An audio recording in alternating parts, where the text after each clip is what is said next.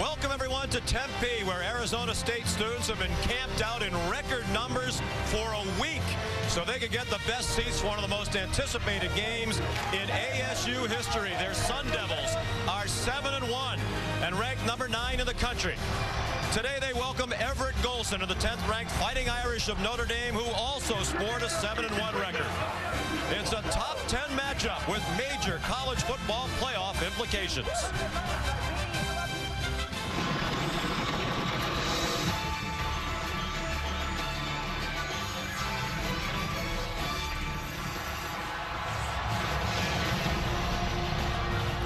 Welcome everyone to ESPN on ABC College Football, presented by Kay Jewelers. Today from Sun Devil Stadium, essentially an elimination game with an eye toward the college football playoff. For the loser, it's the second loss of the season, likely out of the playoff conversation. The winner gets a much-needed resume-boosting win, and the dream of a national title is very much still alive, in fact, even more realistic.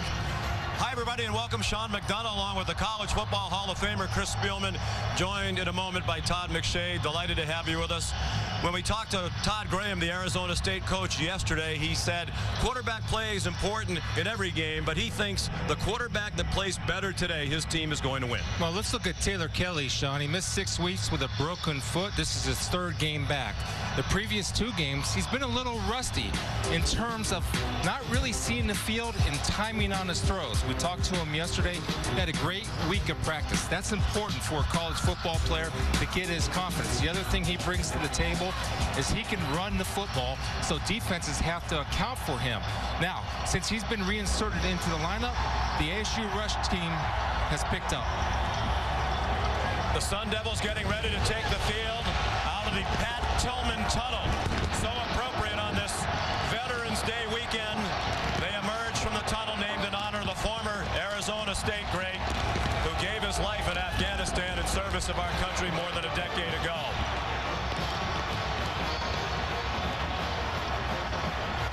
Pat Tillman would have been 38 years old this past Thursday. Brian Kelly and the Fighting Irish of Notre Dame. They will be the 5th ranked opponent to take on Arizona State in the last 6 weeks.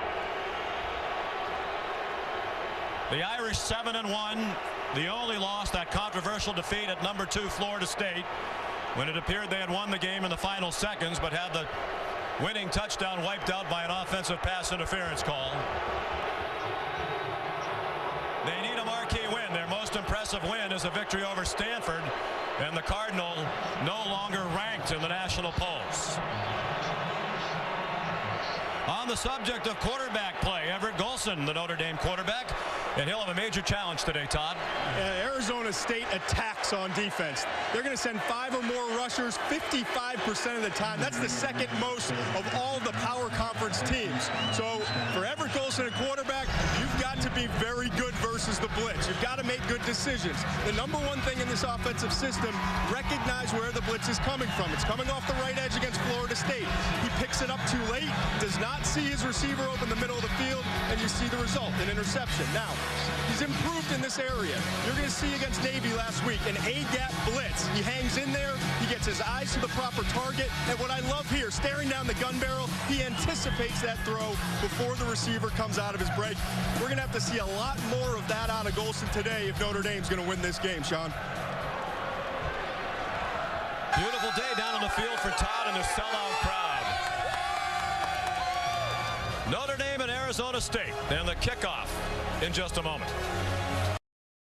Conditions when they left South Bend, it was in the 30s yesterday. Right now in the Bend, mid-40s.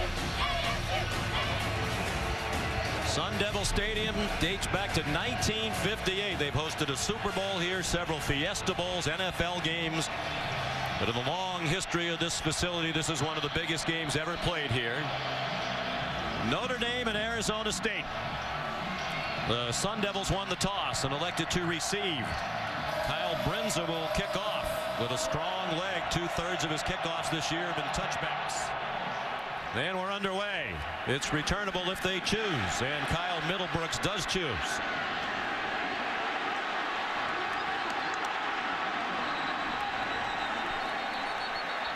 Flags down on the return, 3 of them in fact. C.J. Procise made the tackle for Notre Dame. Jeff Heiser is the referee. Illegal block in the back. Receiving team number 32. Half the distance, first down. Well, here's where you have to avoid the big mistakes. Todd Graham's team's normally not penalized a lot, and that's a situation where you have to avoid the block. Now, you can use your body to screen the man, but don't hit him in the back. It's DeAndre Lewis with the return. The Sun Devils wearing new uniforms today. A lot of these trendy uniforms, the number's a little hard to pick up. They call them their Desert Fuel uniforms. Kelly out of the pistol. And Taylor throws to the 20-yard line. First down with the forward progress. Catch made by Jalen Strong, one of the best receivers in the country. Taylor Kelly, graduate student from Eagle, Idaho. Third in school history in touchdown passes. His first pass good for 12. Now a handoff. Matthias Farley, the nickel, up there to smoke to Mario Richard, who's become their featured ball carrier in recent weeks. A true freshman out of Palmdale, California. Good call by Brian Van Gorder. You get a big play, you come with a blitz, and you get a nice tackle for a loss. Arizona State wants to go very quickly, and a big hole. And Max Redfield takes down Richard, but it's another first down as the freshman made it to the 32-yard line. A gain of 12. Notre Dame playing without their leading tackler, Joe Schmidt, the linebacker, who was also the communicator. Did a great job of getting them lined up and in the right defenses. That'll be a key today, how they can deal with his absence. Richard tackled by Jalen Smith. There's Niles Morgan, the true freshman who has stepped in for Schmidt and is making his first career start. He saw plenty of action last week at Navy when Schmidt got hurt. Kelly's throw too high, trying to hit Jalen Strong with Cole Luke in coverage. You know, Niles Morgan, who's taken Joe Schmidt's spot, Sean, and you talked about it's all about the communication, how vital that is to this Notre Dame defense to get everybody on the same page. And there's extra stress when you play a high-tempo offense. A breakdown in communication equals a big play by the offense. Morgan, a great physical talent. Brian Kelly thinks he's going to be potentially one of the great linebackers in Notre Dame history, but right now still very much at the beginning of the learning curve. Third down and 4. No pressure on Kelly. Then his pass is caught by Cody Cole, the tight end, but he's short of the first down. Good tackle in the open field by Elijah Shoemate. And a decision for Todd Graham on 4th down and a yard.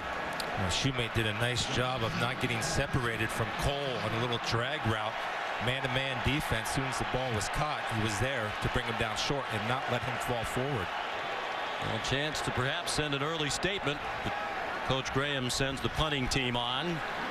They've been a very poor punting team this year. Matt Hawk is the punter. Greg Bryant back deep for the Irish. Nice bounce. Bryant elected to field it in traffic, but he's down at the 13-yard line. Good coverage by the Sun Devils, who are just 94th in the country in net punting. Mitchell Fraboni, the snapper down there, in on the tackle on Bryant. 49-yard punt, return of 3. So here comes Golson with the Irish offense. As Brian Kelly says, he's a winner. 17-2 as a starter. 22 touchdown passes, and he's run for 7. He's a dual threat, but very much not a run-first quarterback. He prefers to stay in that pocket and throw it, and that's what the play calls for. He handed it off to Tarian Folston. And Jordan Simone, the very active safety, up in run support. Sean, this is the matchup that I'm looking forward to. It's Brian Kelly versus Todd Graham. How rare is it that we have 2 head coaches, both of them coordinators, and going head-to-head with Coach Kelly on offense, Coach Graham on defense. Golson on a design rollout. Throws for a first down to the 27-yard line. Will Fuller made the catch. He's the leading receiver for the Irish. Well, just the versatility of Golson, again, showing that he can throw from the pocket and on the run across his body. Now, just that's a little bit of a danger point right there. The one thing Fuller did not do was come back for the ball. That's something to keep your eye on as this game progresses, because Arizona State loves to play tight man-to-man. Sun Devils show blitz and bring it, and Folston tries to run through it. He being able to break away from the tackle of Salamo Fiso. He might have been off for a long gainer. He'll settle for 5. And here's Todd McShay. Well, guys, one thing to keep an eye on early on in this game with Everett Golson is moving the pocket with him. He's had some of his bigger mistakes early in games as they're trying to figure out what the defense does when he's throwing from inside the pocket. So they might want to move him around a little bit to get him comfortable before they settle in with the pocket passing game later in the game. On 2nd and 5, the quick hitter complete for a first down. Fuller again out to the 42-yard line. Well, so far, Coach Kelly and Everett Golson in this offense is handling the blitz and the pressure. The pressure came from the right side. Automatically, he's going to his security blanket and Fuller on a quick slant. Because they're giving him so much respect, they're playing so far off, that's going to be open.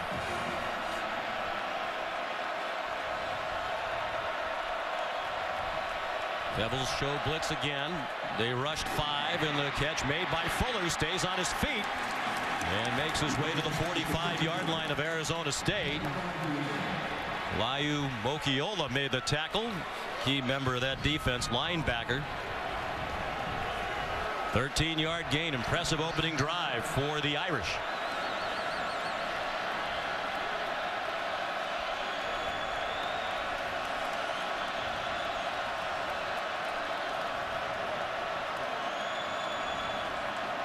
Again, Arizona State crowds the line. Folston leaps down to the 40-yard line. Chris, how about some of your keys to victory today? Well, when you look at it, you have to protect Everett Golson on all ASU blitzes, and so far they have by getting rid of the ball quickly. Notre Dame's going to have chances to go down the field and man-to-man. We'll see if they can win that battle. And on offense, I think Notre Dame's secondary, Sean, is a little bit vulnerable, and they could be had. 2nd down and 6 for Notre Dame. No score. Missed more than 5 minutes played. Folston tackled by Antonio Longino. Folston's become their primary back in recent weeks. 3 running backs early in the season sharing the carries. Greg Bryant, Cam McDaniel, and Folston. But Folston rushed for 120 at Florida State, 149 last week at Navy. And he has become, without question, their featured back. Yeah, for as small as he is, Sean, he's a very strong inside runner, and he likes to go in there.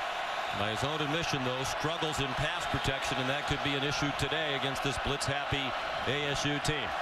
They come after him again, and Golson got it off quickly. Durham Smythe, his first career catch. Backup tight end, redshirt freshman from Belton, Texas. It's good for a first down. Well, you see the blitz coming from the top of your screen, and that's Notre Dame's answer. Everett Golson is able to recognize the blitz, not panic, and understand the weak area of that blitz is away from it because of the soft coverage on the back side of the blitz. 6-yard gain for the first down. And that play dropped immediately.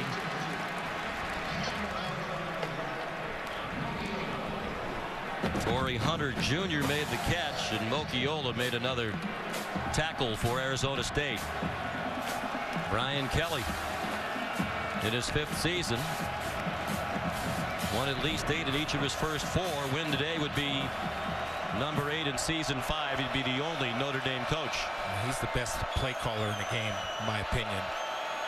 The only other coach at Notre Dame to win 8 in his first 4 is Dan Devine. Golson off and running, and effectively so. First down. This impressive Irish drive marches on after a 13-yard gain. I think it's so important that we see Golson for this Notre Dame team feeling that pressure. They don't have hot reads at Notre Dame like a lot of offenses do. They stick with their regular progression. So that means when the pressure comes, and if they don't have someone in to pick it up, Golson has to feel it. If he can't get the ball out in time, he's got to be able to run. That time he felt it's a great job by number 5. And if they're playing man, Todd, he has open throwing lanes that he turns into running lanes automatically. Golson throwing the fade for the end zone. They get down in this part of the field. They look to big Corey Robinson at 6'4.5", and it was well covered by Lloyd Carrington. The first incomplete pass thrown by Everett Golson. And good job of maintaining position, looking back, and understanding that he has a little bit of a problem and got a little way with a hand check there, but they're going to let him go at it.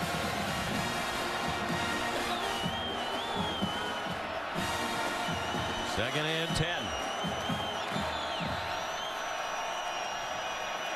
Look out! They finally get to Golson, who coughs up the football. Carrington came on a corner blitz, and Notre Dame got it back. Back at the 24-yard line. That's been the biggest issue for Golson. He tends to cough it up when he's pressured or in traffic. That's the first time, Sean, that he's really panicked and had a misread. He did have a receiver open to the right. And again, he has to understand that he's accountable for that blitzer. That was not a breakdown in pass protection. That was a breakdown in Everett Golson not picking up that blitzer with his eyes. Golson's turned it over 12 times in the last 5 games. They lost 7. He got the ball back. Third down and 17. In traffic again, hangs on to the ball, but gets taken down for a sack. So the pressure from Arizona State ineffective for most of that Notre Dame drive, but Marcus Hardison records the sack for ASU. Now he's going to come here from the bottom of your screen, or top of your screen. Marcus Hardison working one-on-one with Lombard. And I love the fact that he had a quick counter. He had a pass move, but he had his eyes on the quarterback and was able to redirect his steps and make a big sack for the Sun Devils. Notre Dame marched from its own 13. Now they're at the 29-yard line, and Kyle Brinza trying a 45-yard field goal, and it is good. Another similarity between these two teams. Each of them has one of the best kickers in the country. Notre Dame first on the board here in Arizona.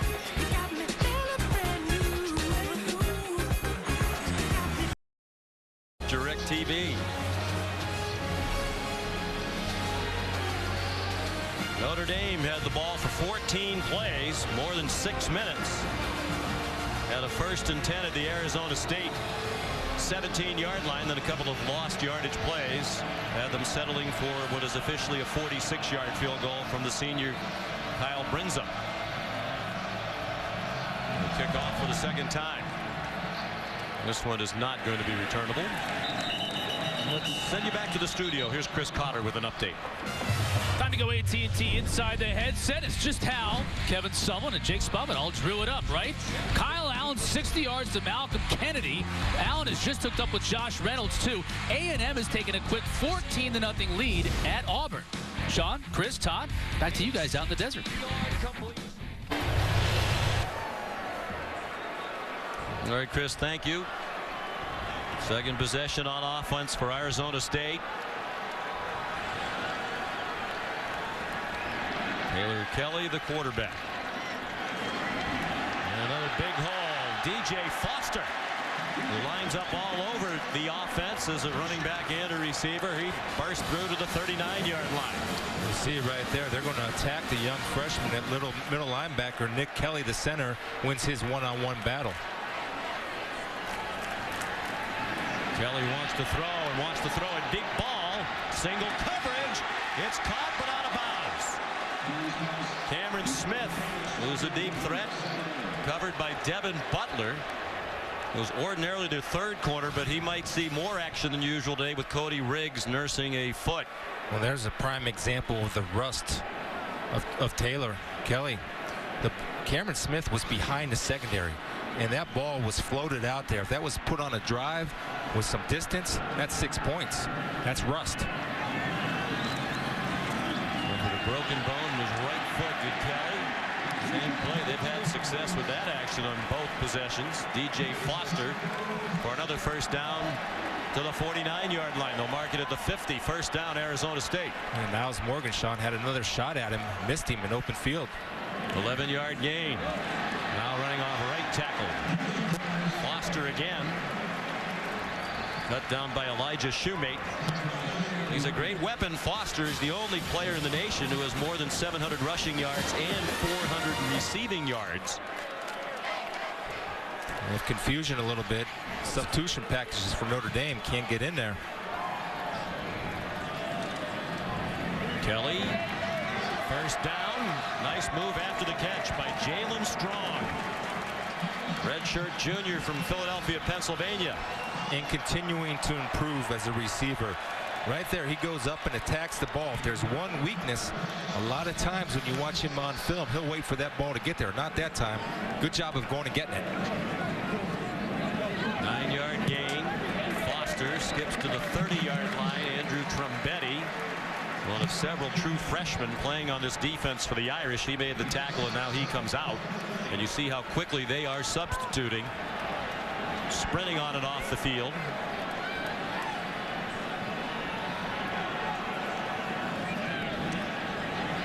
Kelly, plenty of time, throwing toward the end zone. Single coverage again.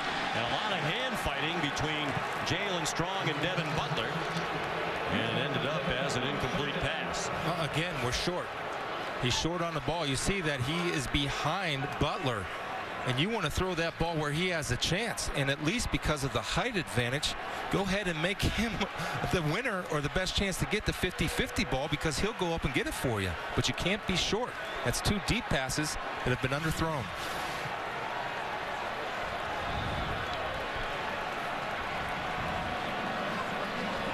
Foster lined up to take a direct snap.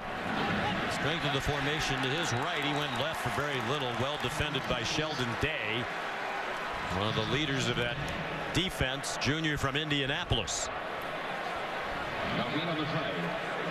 In fact, Brian Van Gorder says Day's been their most consistent player on defense. It's a young Irish defense that has struggled lately. They force a field goal attempt here from Zane Gonzalez. They had 4 field goals against Utah here last Saturday night, including the game winner from 36 in overtime. One of the semifinalists for the Lou Groza Award is the best kicker in the country, and that one is good from 47. Two outstanding kickers, and they've both been on the money with their first try of the day.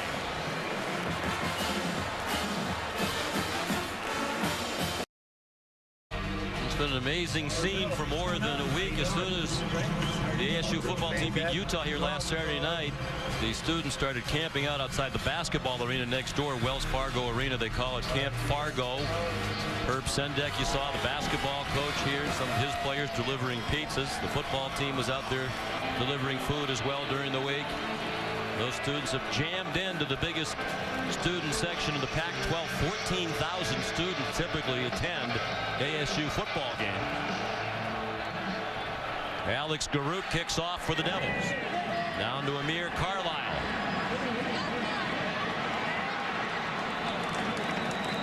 He brought it out to the 32.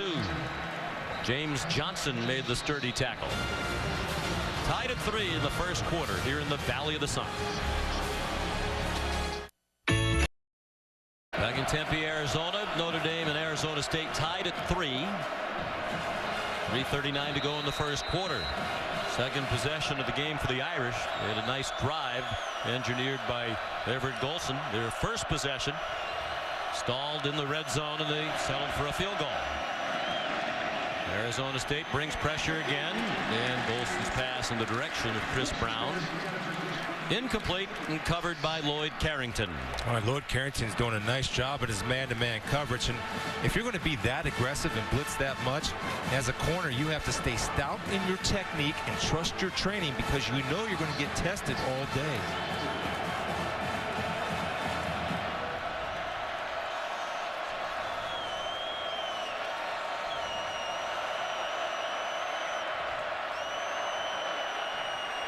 Golson in trouble and tripped up again. He lost the ball. Tayshawn Smallwood picked it up for Arizona State. And the Sun Devils will have it at the Notre Dame 13. Well, there's so many places to start with this. First of all, Folston's biggest weakness, number 25, is his pass protection. He's going to miss the block, and you see right here, Golson is, yes, that's definitely a fumble. Neither the elbow or the knee is down. And great job of picking that up and actually trying to run it in. Right here, the ball is going to be knocked out when he is not down. That drives Brian Kelly nuts. I mean, he talked about that yesterday. The one thing that drives him crazy, he loves Everett Golson. Everett Golson's great, but that's his weakness, Sean, is ball security. He thought he improved. So far in his first quarter, 2 fumbles for Everett. What a play by Tayshawn Small, true freshman from Fresno, California. Made the hit on Golson that forced the fumble, and then he recovered it and ran it back to the 13-yard line. Already 3 sacks for ASU. Kelly throws on the run, caught, touchdown, Jalen Strong.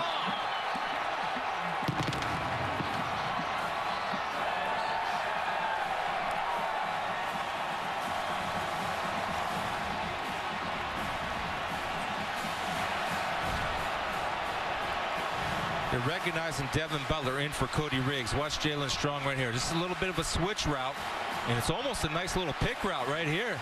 You see right there, Cameron James comes in there, but look at the athletic ability. They're NFL scouts in the press box. And all Jalen Strong has to say is, look at me now. Look at the adjustment, the hip turn, the strong hands, and the vertical. Man, he hit the quadfecta right there, all 4. They are reviewing it, but that looked like clearly a catch. Possession all the way. Beautiful. And really both feet down. That should stand. It's a non-conference game. We have ACC officials on the field. Notre Dame plays 5 games a year now against ACC opponents. And in the replay booth, it's Pac-12 personnel. Chuck McFerrin, the replay official. I think he has seen enough by now. Looks like he completed the catches. After further review, the ruling on the field is confirmed. Touchdown.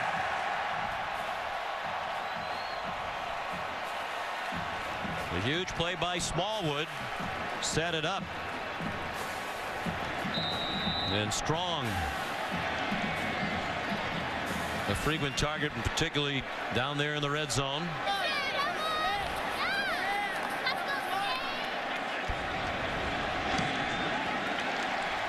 Zane Gonzalez adds the extra point.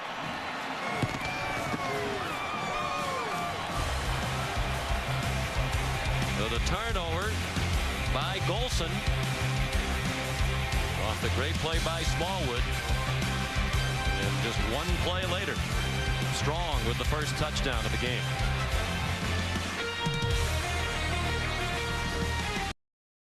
$0.6 million in scholarship funds. Alex Garrett to kick off. They're just 103rd in the country in kickoff cover. Amir Carlisle won't bring it out of the shadows in the end zone. Well, Todd, you talked about Everett Golson, the importance of dealing with the blitz. How do you think he's fared so far? Well, I thought when they went with the short game and the receivers were able to get open right away, that's when Notre Dame was at its best. You see, getting the ball out quickly, decisive. That's what Coach Kelly's looking for from Golson. But the issue is when you don't have the traditional hot read, you're taking the pressure off him, making decisions, but then you're putting pressure on him to beat that guy right there with his elusiveness. And we've seen time and time again, he just doesn't do a good job with ball security. He's got to learn to take that ball and tuck it and eat the loss and not turn the football over. I called Brian Kelly the best play caller in the business, and one reason is his ability to make adjustments. That pass is batted in the air, and it's intercepted. Marcus Hardison picked it off.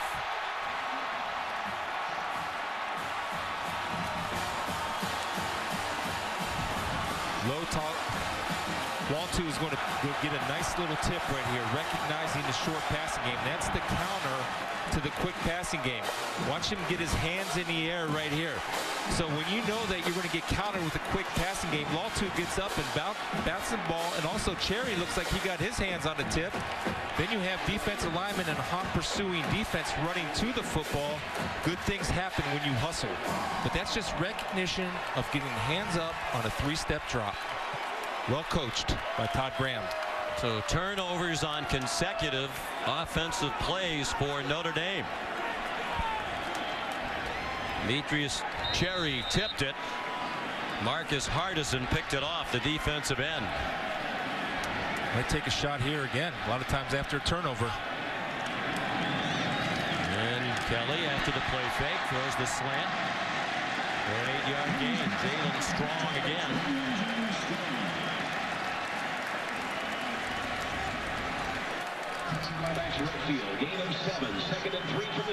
Kelly looks comfortable, doesn't he? This is Sean, except on the deep throws. He looks very comfortable though on the little quick hitches, slants, getting his rhythm back. There's a bit of a quarterback controversy here in the Valley. Some believe they should be playing Mike Bercovici, who played well when Kelly was out with that broken foot. Down toward the goal line goes Demario Richard. He got dropped just shy. They'll mark it at the 1 as he tried to tumble into the end zone. Max Redfield saved the touchdown. Well, you see right there, you have an unblocked player coming late into your screen. They miss it and leads to this. Richard to the goal line. Stopped short. Now they say touchdown.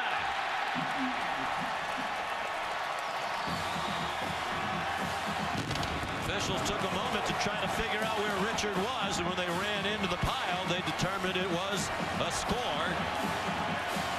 And another touchdown off a turnover for ASU. Well, the true freshman Richard runs with power. He wants to get in. You can see that the ball is definitely across the goal line. Good surge by the Sun Devil offensive line, getting great push. They're playing lower than the Notre Dame defensive line. That's why they're getting that push. Low man wins. Well, as Richard has emerged in recent weeks, it's allowed the coaches to give him more of the carries and to use Foster in a variety of roles. They are replaying it to make sure it's a score. And again, it clearly appeared to be a touchdown for the freshman. Sean, whenever you see all the defensive linemen, look at all, they're all standing up, and that's a sign of fatigue setting in. I don't know if it's the heat, they're on the field a lot, but whenever you see a defensive line, especially on the goal line, with backs and heads straight up in the air and the offensive line are underneath them, there's no way they can win or get the surge to stop a goal line run. That's fatigue right there. You got your defensive line not winning the battle against the offensive line. I can't believe they'd be gassed here in the first quarter. In the first half. Well, they haven't had much break. Remember, back-to-back turnovers, and they're right back on the field for one play, though. Yeah. I'm just, and the heat. I think the heat is a factor right now. It's showing. After further review, the ruling on the field stands. Touchdown.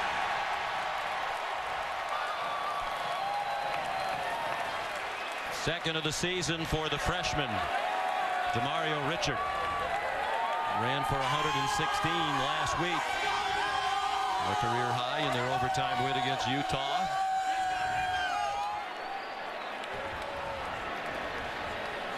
Two touchdowns in the span of 1 minute and 3 seconds for ASU. And the extra point is up and good by Zane Gonzalez.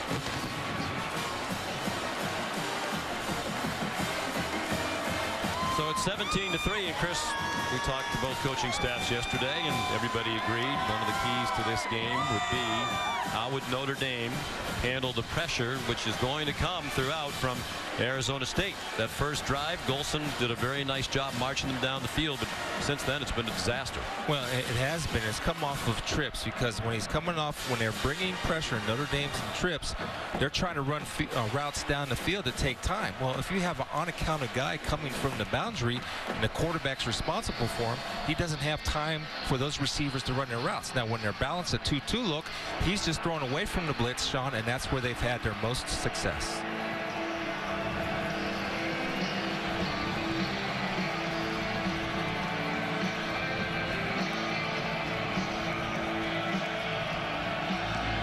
Garrett kicks off again. Line drive. And Carlisle takes a knee. Not even trying to bring it out against one of the worst kickoff coverage teams in the country. This is a rematch of a game played in Arlington, Texas, Jerry World last year, and it was a wild game. Notre Dame took the lead in the third quarter, 24-13 on that touchdown pass by Tommy Reese. But then in the fourth quarter, the tide changed. Osahan Irabor, interception return for a touchdown for the Devils. Later in the fourth quarter, score was tied at 27. Maury Nelson a touchdown, but the Irish clinched it when Dan Fox intercepted Taylor Kelly and ran it back in. 37-34 was the final. Tarian Folston, the ball carrier, and Demetrius Cherry made the tackle. Yeah, back after a 1-week suspension.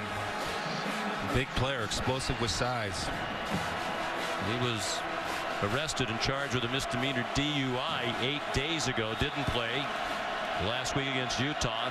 Todd Graham elected to allow him to play here today. We asked Coach about that. He said there are different circumstances in these off the field situations that determine how long a player is suspended, and he's satisfied that the one game was enough. And it was an important decision already because Cherry deflected that pass that was intercepted by Hardison and set up the second touchdown. Timeout on the field. We'll remind you that there's more great action on ABC tonight. The big battle in the Big Ten. It's been anticipated since the schedules came out. Ohio State number 14, Michigan State number 8. Huge implications for the Big Ten race in the college football playoff. Ohio State's won a record 20 straight Big Ten regular season games, and Michigan State hasn't defeated Ohio State in East Lansing since the late 90s. But you like the Spartans tonight against your alma mater? I do. I think it's going to be a great game. I think the big challenge, the matchup to watch, is Tony Lippett, the best wide receiver in the Big Ten, against an emerging corner by the name of Eli Apple. On 2nd and 9, great penetration and a loss for Folston. Salamo Fiso, the linebacker, sophomore from Long Beach, California. They're having trouble, Sean. Arizona State is slanting and angling, and they're slanting and angling to the right place. Right now, Todd Graham is winning the battle of minds between Brian Kelly. He's got his number right now. Long game, though. There's a long game. Great start for the Notre Dame offense on that opening drive. They've had big trouble against the pressure since. Plenty of time this time for Golson, and he has a first down. Corey Robinson swung back, but the forward progress was across the 35, almost to the 37. Armand Perry made the tackle. Well, first of all, it starts with pass protection, and a great job by that front to give him time to step up into the pocket, allow Robinson to work downfield, and this is a good job by Robinson coming back to the football, not even allowing the defensive back Perry to close. Folston follows up the 13-yard pass with an 8-yard run. It'll be 2nd and 2. Jordan Simone the tackle. That last throw shows a lot about Golson and his mental toughness. Things have not gone well, obviously, the last couple of drives. He goes through his progressions, hangs in the pocket because the protection's there. I was standing right behind him in the end zone, saw it was a tough throw to make over his offensive lineman, and he drilled it in there. It started with protection, and they max protect Todd. They kept the tight end, which gave him a little more time. Folston slices for a first down on what might be the last play of the quarter. They stop the clock to move the chains with the ball marked at the 49-yard line. And they won't snap it again.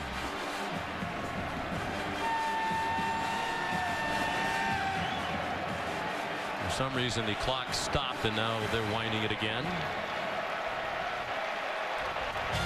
2 turnovers by Notre Dame led to 2 touchdowns for Arizona State. The end of one, 17-3 for the Sun Devils.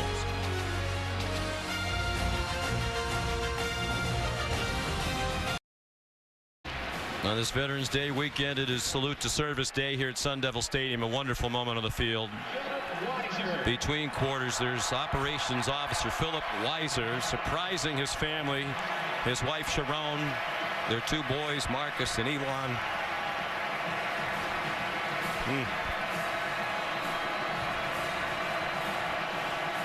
Back from Afghanistan to surprise his family.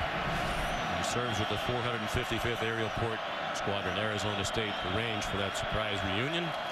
They have an honor roll for every home game here, where Arizona State gives tickets, prominent seats right behind the bench, to military members and their families.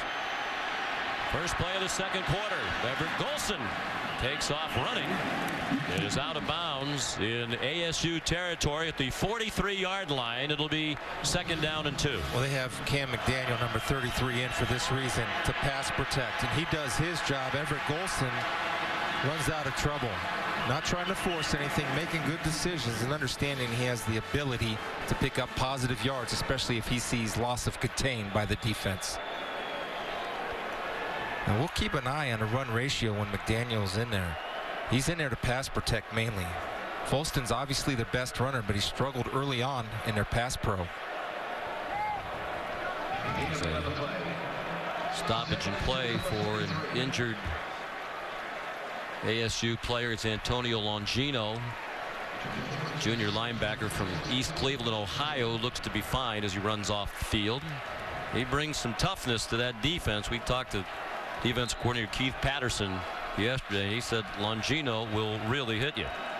Northeast Ohio kid. No surprise. Expect nothing less.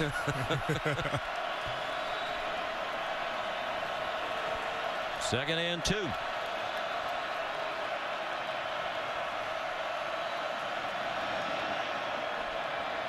Golson, another batted pass that's intercepted. Demarius Randall off to the races. They're not going to get him. Touchdown, Arizona State. Marcus Hardison deflected it. And the ASU defense is dominating the game right now. Sean, I can't tell you how important this is and how well coached this is. On a quick passing game, defensive linemen see him stop his pass rush and get into the pass lane, which allows Randall to get a great break on the ball and finish. That's just coaching and players being disciplined to trust what they're coached to do, then they execute it under pressure. It's a beautiful thing to watch when it works. 3 turnovers by Golson. Brian Kelly animatedly chatting with his quarterback. And they both acknowledged yesterday during the visit Golson has to get better protecting the football, but he's lost a fumble, thrown 2 interceptions, and all 3 turnovers have turned into ASU touchdowns. This one on a 59-yard return by the outstanding 5th-year senior safety from Pensacola, Florida, Demarius Randall.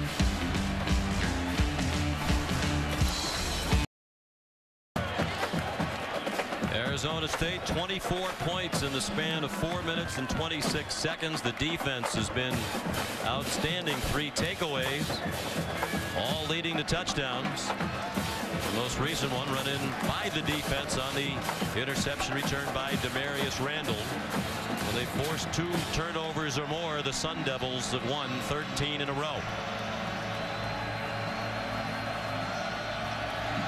Alex Garut. Amir Carlisle seemed to hesitate a little bit as he caught the ball.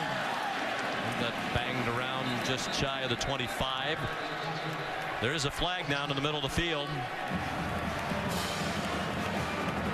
Quashie Brown made the tackle, delivered a pretty good pop. Going to return, holding, receiving team, 10 yards from the spot of the foul, 1st down. Well, the turnovers, obviously the big difference in the game, and again the problems with ball security for Everett Golson. Well, self-inflicted wounds by Notre Dame, and here's the one that was the killer. It was the quick throw and the hands in the air. Now, we've seen 2 batted balls, so what you have to do now, get with your offensive line, and you got to tell them, when we're going 3-step or quick step, you have to take the knees of the defensive ends. That's the only way to get their hands on. They got 2 already, no more. You got to start chop blocking them.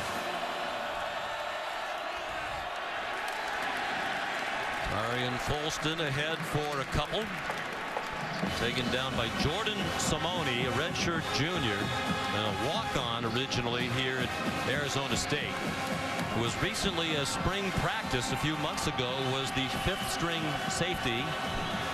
Started his career at Washington State, transferred here as a walk-on when Chris Ball, who was an assistant at Washington State, came from Pullman here to ASU. Shovel pass. Looked like a good call against that pressure, but Folston didn't catch it. And Simone, Chris, made an unbelievable transformation. Keith Patterson told us yesterday, looks like he could be in a boy band.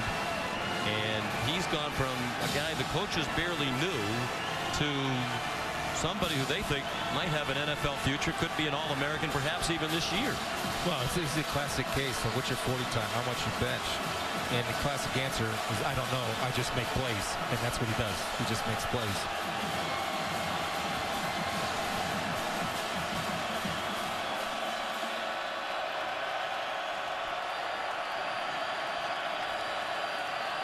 On 3rd and 8, they come after Golson. Takes off running, won't get anywhere near the first down markers. Out to the 18, Malami Latu, Antonio Longino. Well, you could see a well-coached team and a well-prepared team, because when Notre Dame does go empty, about 60% of the time, according to my calculations, they run quarterback draw. And when you're calling defenses, you're playing the percentages. It's not always going to be 100%, but you're trusting that you know what you're doing into that situation. Kyle Brinza punts. Fair catch signal made by Kyle Middlebrooks. Strong performance by Todd Graham's Arizona State Sun Devils here in the first half. We mentioned it earlier, the honor row, the front row here at Sun Devil Stadium, where ASU gives 30 tickets to each home game to members of the armed services and their families. Today they're honoring Purple Heart recipients.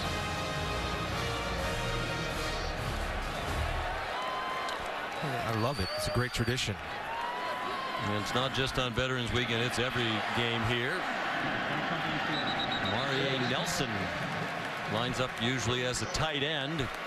He catches the first down pass and goes for 9.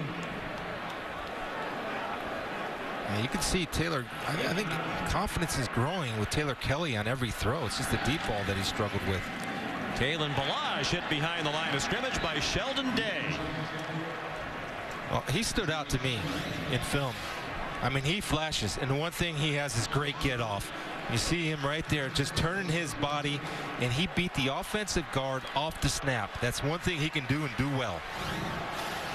They really need the stop here.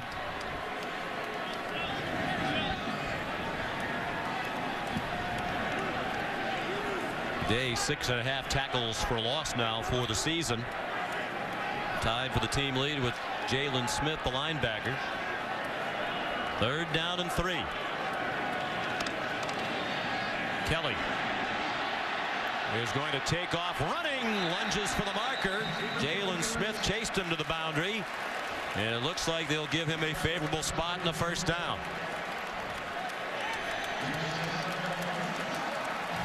I think a big part of that play there was the pickup of the blitz. Did a really nice job. Jalen Smith, number 9, comes charging up through the A-gap. They're able to pick that up. Kelly doesn't find an open receiver, but tucks and run. And I agree with you, Chris. I think he's gaining confidence in that foot as the game goes on. Well, you saw the speed right there to get the first down and basically outrunning Jalen Smith to the first down marker.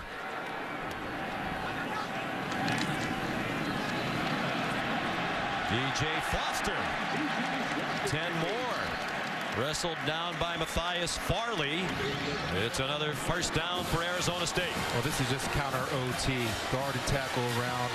And DJ Foster very patient in his running. And we talked about Coach Graham calling plays. Mike Norvell, the offensive coordinator, is doing an awesome job of mixing it up, running pass. And now Kelly throws, man behind the defense, and another touchdown for ASU. Cameron Smith.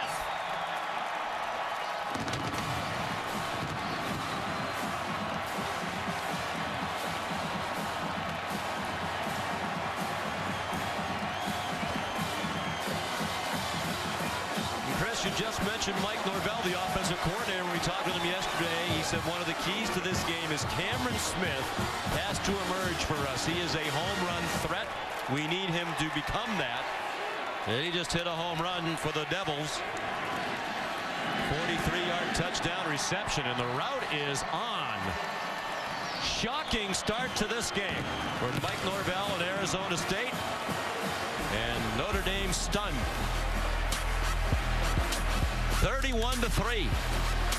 We're barely into the second quarter here in Tempe.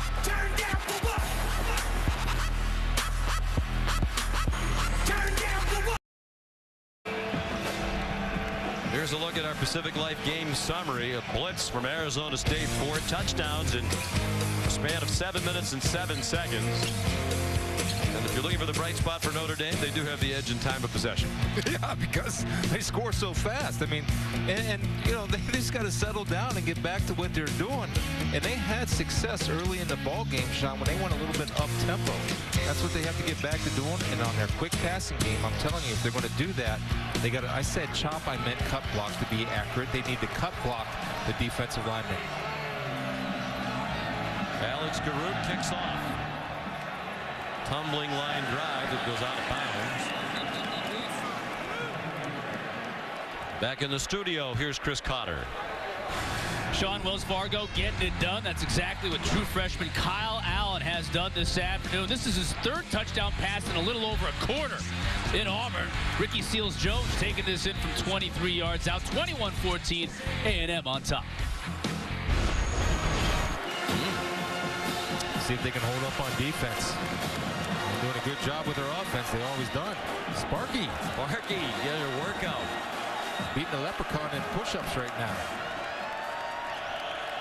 There's a lot of these teams behind Auburn in the college football playoff, including these two. We'll follow that score with interest. Tarian Folston got banged out in the flat by Demarius Randall. Gain of 1. Of course, not only do these teams, Chris, likely need to win out. You can't imagine an Arizona State team or a Notre Dame team with 2 losses for the year that's going to be in the college football playoff. But they need some help from the teams above them. There are 8 teams ahead of Arizona State, 9 including the Devils. Ahead of Notre Dame, Longino the tackle on Folston. I like Arizona State, Sean. If they can go through the South unblemished from now and then face whoever the North is, presumably Oregon, and they beat Oregon, they got a very strong argument to be in that Final Four. Jordan Simone, the injured player, and we talked earlier about how important he is. The coaches think he's an All-American candidate at safety.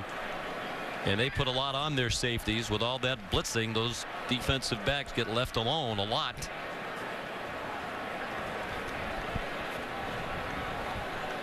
Let's see if we can see where Jordan Simone gets nicked up. He's running to the football.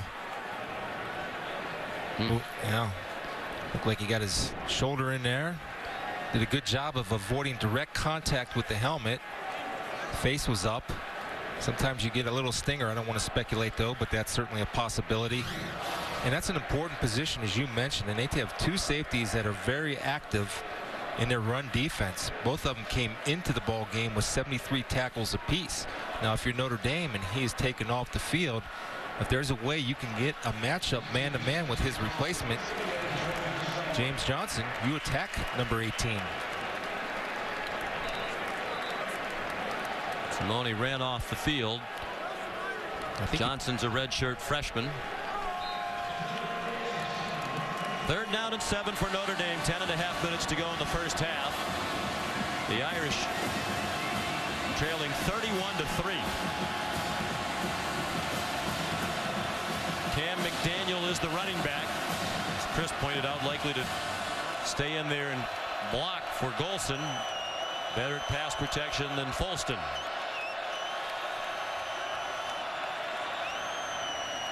Golson, deep throw and confusion on the route. Nowhere near William Fuller, who had broken off the pass route. You see the hand gesture he's just given? He's telling him he was pressed or on top. So Everett Golson and Fuller are not on the same page. When you see that defensive back on top, I believe Fuller had the right read in coming back underneath at the first down chains. A miscommunication, a problem with Golson and Fuller. Brian Kelly in recent years done a great job of not being so animated and hollering all the time at people on the sideline, but there's reason to be angry with the way this has gone so far. Good punt by Kyle Brinza, and it's down inside the 10 by C.J. Procise. They'll mark it at the 9. Well, here's a look at this week's college football playoff rankings, the 2nd edition. They're coming out now every Tuesday night. The rankings brought to you by Capital One. Arizona State at number 9 was the biggest mover from week 1 of the rankings to this week. They moved from 14 to 9 after that win over a very good Utah team. They might be poised to make another big jump. Chris, not only would a win be helpful, obviously, very helpful, but a win like this, I mean, if they continue to dominate, that makes an even bigger statement. Well, agreed. Kalen Balaj surges ahead, got about 8. Sheldon Day tripped him up.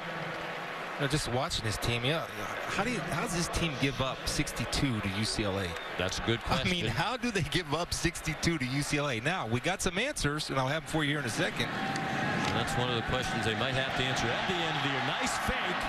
And as Kelly rolled to his right, the receiver Strong was wide open as a result of the play fake. And Jalen has a first down. Might have been much more. Strong's down. Well, again, I think you're looking at one of the fine young offensive coordinators in college football in Mike Norvell. And when you're balanced like this, you do what you want. And then when you have a confident quarterback that's been productive in his past, and now he added the deep ball, the more he got comfortable, he threw a perfect deep ball. That opens up for Mike. Just 33 years old. He's been with Todd Graham a long time, back to Tulsa when he started out as a graduate assistant. Said he didn't know Todd Graham at all when he went to interview.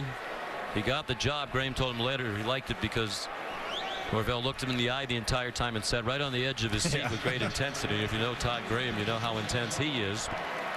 Well, they were at Tulsa. Gus Malzahn was the offensive coordinator for a while. Then Chad Morris, now doing a great job at Clemson. So Norvell had a chance to learn under two of the very best in the college game, particularly at these spread offenses that play at a high tempo. And he's making his mentors proud with the job he's doing here with the Sun Devils. Yeah, he's a new father. Daughter Mia was born in June, so that's keeping him busy. Mario Richard carries for no gain. Isaac Rochelle tripped him up at the line of scrimmage. And 31 points given up, but it's really hard to pin it on the defense with all the turnovers by the offense that have given ASU the short field. And of course, there's been a defensive touchdown scored by the Sun Devils. Notre Dame brings its own blitz, and the throw is much too long. Closest to it was the safety, Matthias Farley. You know, it is as you mentioned, Sean, it's tough to pin it all on the Notre Dame defense. But the problem is they're not responding. They're letting Arizona State score touchdowns. And even in bad field position, when your defense is on the field, you at least got to hold them to a field goal or field goal attempt. So they haven't responded to the challenge of the turnover. Brian Van Gorder, the defensive coordinator in his first year with the Irish. 7 years in the NFL. He's brought a lot of NFL-style defenses. Wobbly pass against the blitz. Incomplete. Intended for Cody Cole. And that Irish defense forces a punt with 4th and 10 to come. Well, a big stop by Brian Van Gorder's defense. You can see Mike Norvell saying, we had him, man. We had him. You got to just throw the ball. And the reason he rushed that throw just a tad, because I'll tell you, he had a great job of blocking by Foster to pick up the blitz, to allow the time to take your time and make the good throw. Matt Hawk punts. Greg Bryant lets it bounce. And it takes a good roll for ASU. Out of bounds at the 19-yard line. 48-yard punt. This week on ESPN's Monday Night Football. Cam Newton and the Carolina Panthers are in Philadelphia to take on the NFC East leading Eagles. That's at 8:15 on ESPN. Also live on Watch ESPN. No other night is Monday night. And the Panthers a disappointment with their play so far this year. And look on the other side with the Eagles, Mark Sanchez coming off the bench last week and playing well. And I think Chip Kelly's very comfortable with Sanchez running that high-powered offense for the Eagles. Arizona State brings some pressure. It's a little screen to C.J. Prosise. Nice run after the catch, and he's still going. C.J. Prosise out of bounds at the 45-yard line. Great run after the catch, and finally Demarius Randall got him out of bounds. Well, this is what we talked about in the film study. Notre Dame's so good with the screen game. I'm surprised, to be honest, that we haven't seen a little bit more of it with all the blitzing that Arizona State does. It's not just that they have good running backs and wide receivers in this. that their offensive linemen get to the second level, do a great job blocking in space. And Procise, the ex-running back, knows what to do with the ball in his hands in open space. More pressure from the Sun Devils, and they were on Golson before he could even turn around. Another lost yardage play. Well, again, it's just a constant pressure right here. They're going to come from up here at the top of your screen. And on a snap of the ball, when you're able to get there and come off of blocks, and you have two blockers blocking one guy, somebody's going to come free, and it's Mokiola, number 28. There again to make a play. A very smart football player. He's responsible for the Sun Devil communication along with Fiso and Simone. Goes as the 4th sack of the game for the Sun Devils. Golson on 2nd and 14, given a nice pocket. Takes a deep shot, and it's too long for Chris Brown, who had a step on the defender, Lloyd Carrington. Well, this constant pressure, he's not getting comfortable because Chris Brown did have a step on Lloyd Carrington, and that's a throw where he stepped into the pocket where he had a clear throwing lane that Everett Golson can make and, quite frankly, needs to make.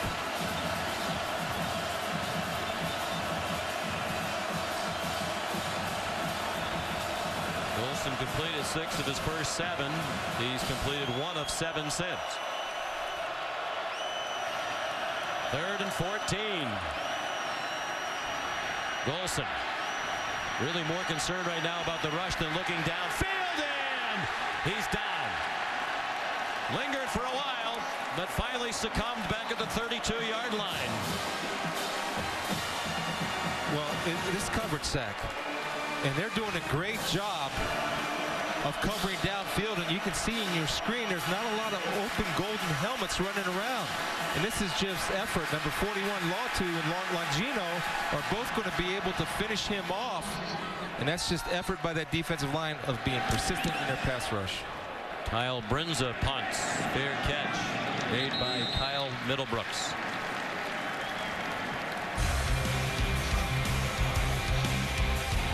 Antonio Longino and the Sun Devil defense in control of this game. Year 1 of the college football playoff. 4 teams will make it to the playoff, and the national champion will receive the national championship trophy presented by Dr. Pepper. That beautiful trophy is here in Tempe today. The winner of this game takes a huge step toward being a part of the college football playoff, and right now it is all Arizona State, leading 31-3, and with the ball back with 6.5 to go in the first half. In the flat, Demario Richard bounced off a hit and got a few more.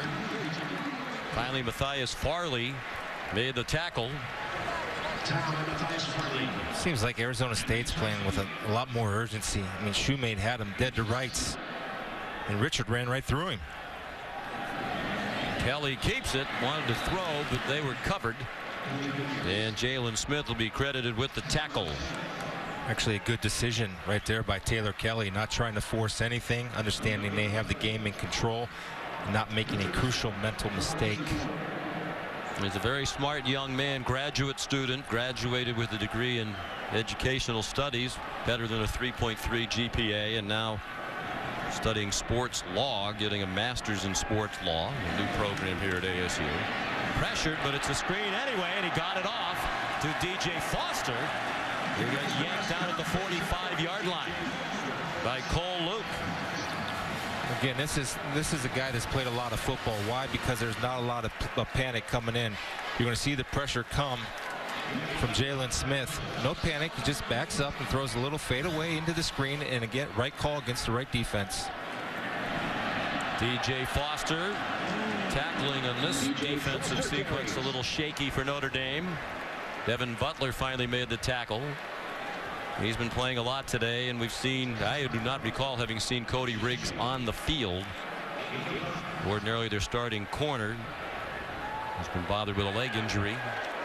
Ordinarily their punt returner too, but they've had Greg Bryant back there today. Kelly, another deep ball, another open receiver, and it's just a bit too long for Cameron Smith, who got behind Cole Luke. Well, I'm coming back to it because right now all the receivers for Arizona State are running past all the defensive backs for Notre Dame, and that was one of the keys to the game, Sean. We felt coming into this game that there were big plays to be had against this Notre Dame secondary, and they're there. And Cameron James showing his explosiveness.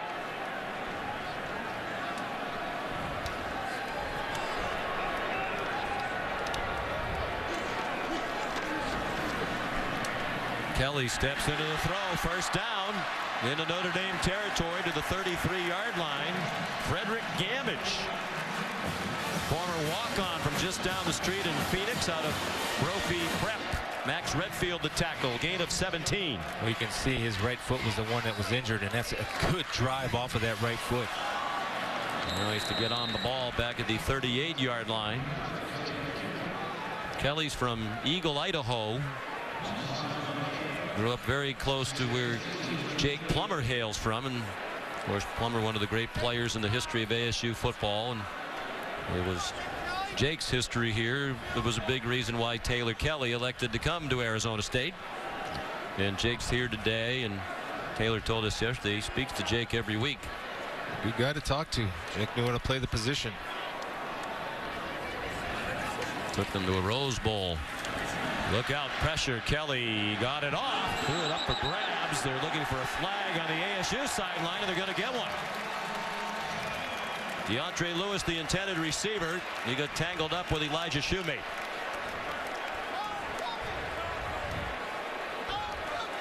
Shoemate had time to make a play on the Pass ball. interference. Defense, number 22. The ball replaced at the spot of the foul. First down. You know, that ball was late, so Shoemate had time to make a play and going over the top instead of taking a shot and coming underneath. I want to make one correction. I said Cameron James, who's a friend of mine back in Columbus. It's actually Cameron Smith who showed his explosiveness. It's a nice way, though, to mention your friends. Yes, I try to get them all in. Score some points. Under center now, Kelly. Deep handoff to Foster, and he got blasted as he took the handoff by Andrew Trumbetti, the true freshman from New Jersey. Well, he's a good-looking true freshman right here, just fighting through the block, not giving one for one. Defeating a blocker, that's beautiful. And making a good heads-up tackle. Excellent effort for the true freshman. One of the very talented young players. He was an Under Armour All-American last year in high school at Northern Valley Regional. Out to South Bend in January, so he was there in time to take part in spring practice. Kelly throws, caught. Cameron Smith, some call him Cameron James. No matter what you call it, it's a catch. And a first down with Cole Luke in coverage, a gain of 15. Well, Cameron James, we're proud of Cameron Smith today. And it's just a well-designed route, and it starts with protection. Notre Dame had a zone pressure, but the problem is they're taking so long to get their blitz started. They're not timing it on the snap, and so that's allowing the offensive line to provide the time that Taylor Kelly needs to find Cameron Smith. And now a whistle to stop the action. They're reviewing the last play.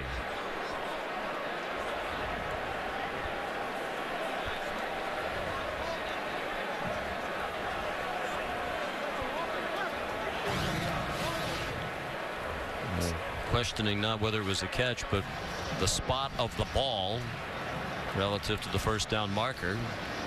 Should be on a 22. And short of the first down then. That's the reason Chuck McFerrin buzzed down to the field to stop the action. You know, I want to, just the balance of this offense, Sean, is what was missing when Taylor Kelly was not in the game. And just the threat of a quarterback running the ball puts so much pressure on the defense because you have to take a possible defender pursuing to the football and account for the quarterback on the read option. And when you have a play caller that's in rhythm, like Mike Norvell, then this is what you get, an explosive outburst, an explosive plays by the Sun Devils.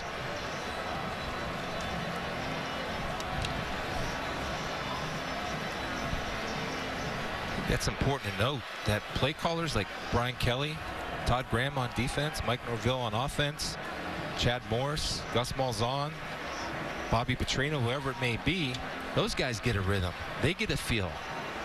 And sometimes they get out of rhythm, out of field because nothing's working. Then you start to panic a little bit. You just got to bring it down in and get your players comfortable and run simple plays that can be effective.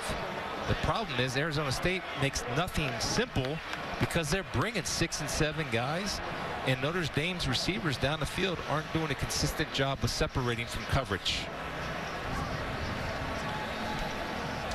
Well, if they mark the ball short of the first down yardage, it would be 3rd down and short for Arizona State.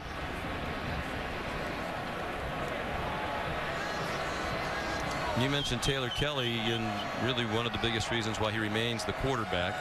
A, they think he's a great leader. He has a history of winning. He was the starter before he got hurt.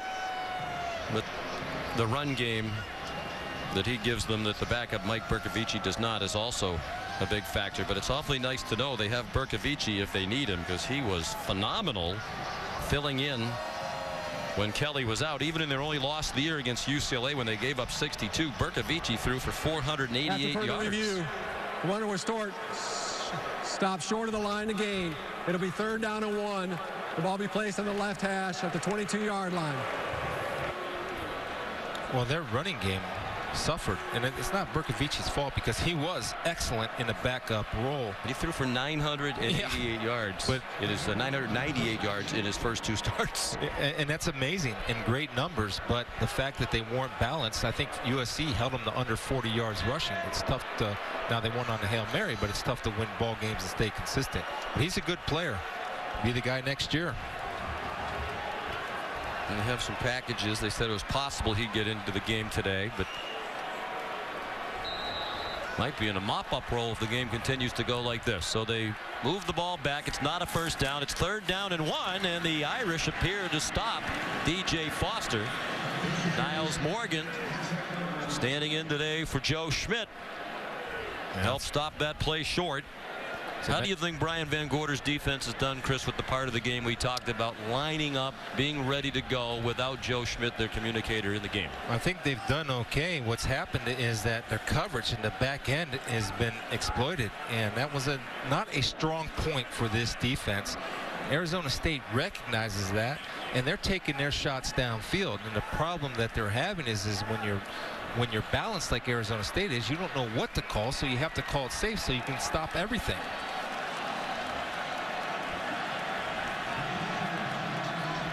They're inches short. Crowd's out for blood. They want Todd Graham to go for it. They're going to go for it. I think it's the right call. Your defense is playing well. You're up 28. You got a chance to drive the stake, or in this case, the fork. You try to do it. The pitchfork logo all over the place here.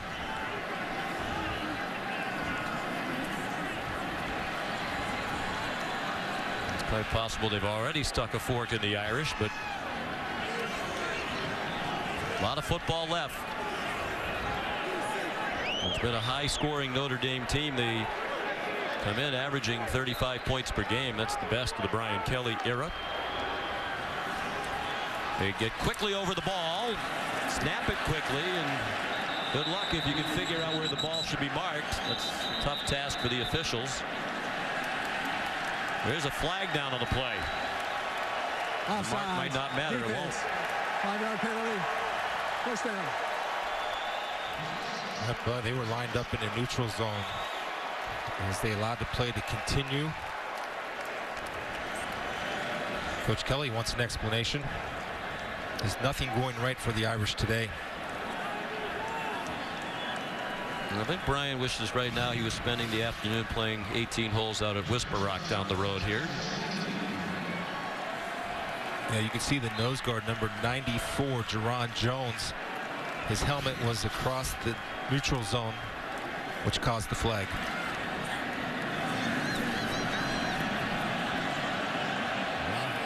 Into the bag of tricks. They go spreading all over the place. 2 bunches of receivers, and it's incomplete. Should have been a touchdown. Brendan Landman is their 3rd-string tight end. Couldn't hang on.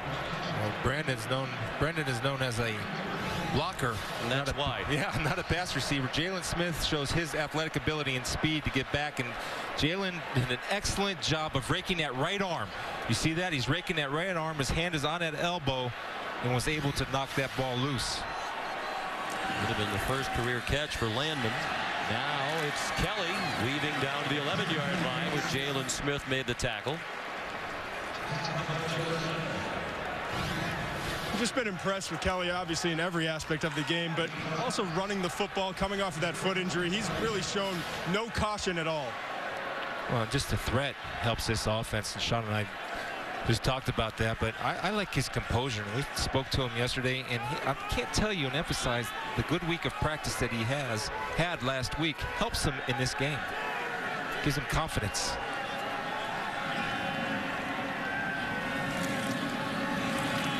Third down and 5. Corner of the end zone and incomplete. Intended for DJ Foster with Matthias Farley in coverage, so the Irish defense forces a field goal try from Zane Gonzalez. Made 10 of his last 11. 2 out of the last 3 games, including last week's overtime win against Utah. He's kicked 4 field goals. Todd Graham was trying to help Gonzalez relax before he took the field for the overtime game winner, and Gonzalez said, "Don't worry, coach, I have it." And he did. And he has that one as well. So he's 2 for 2. That's a 28-yarder. And it is a 31-point lead as we approach halftime. 1:09 to go, and Notre Dame does have 3 timeouts. Here's a look at today's Aflac trivia question. Who is the only person who has served as head coach both the Arizona State and Notre Dame football programs?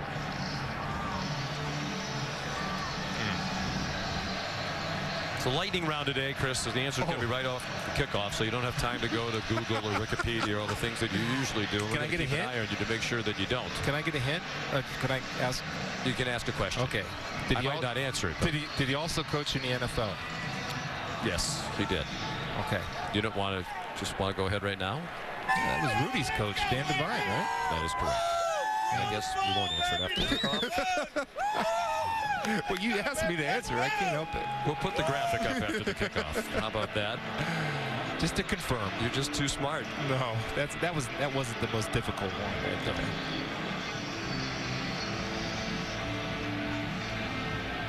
I mentioned Brian Kelly and Dan Devine are the only Notre Dame coaches to win at least 8 games each of their first 4 years. For the next win of this season for Notre Dame, Brian Kelly will go 5 years in a row with at least 8 wins. He's done a wonderful job, but this has been one of his worst days on the job as coach of the Irish, at least so far today. Amir Carlisle knocked down by the kicker, Alex Garout. Nice tackle, Alex. Yeah, that's nothing new. He is regularly down there in coverage. Flag. The only person serve as head coach at Arizona State and Notre Dame, the football programs, is indeed Dan Devine. Led ASU to a perfect season, 10-0 in 1957. Frank Kush took over after Dan Devine left for Missouri. And of course, Dan was at Notre Dame in the late 70s and won national title in 77. Golson floated one, but it got there. And now it's Corey Robinson. Excuse me, it's C.J. Procise with a big gainer down to the 16-yard line. Wow. You have an opportunity. A great break on the ball right here by Darius Randall, number 3. And he misses it. And Procise does a good job of turning his hips in a well-placed ball on the back shoulder of Procise. He did a good job of running it down, and Carrington ran him down from behind. 59-yard gain. Huge play for the Irish, and they needed it.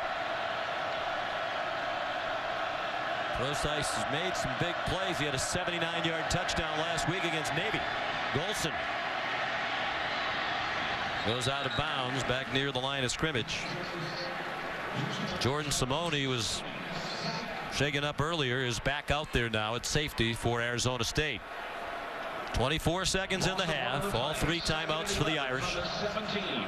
in desperate need of a touchdown here before the end of the half. They will get the ball to begin the second half.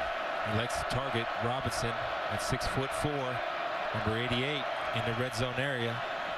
He'll be at the top of your screen.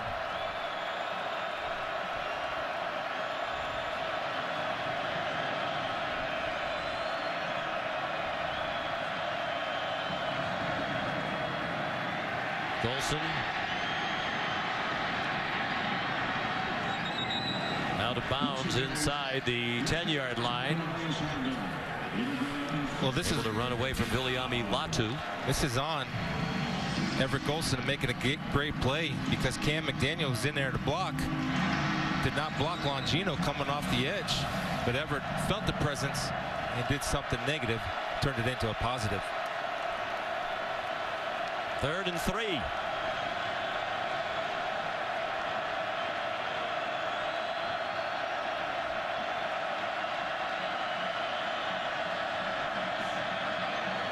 Fade, open receiver, caught, touchdown, Notre Dame.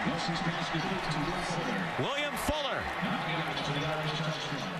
with Quishy Brown in coverage.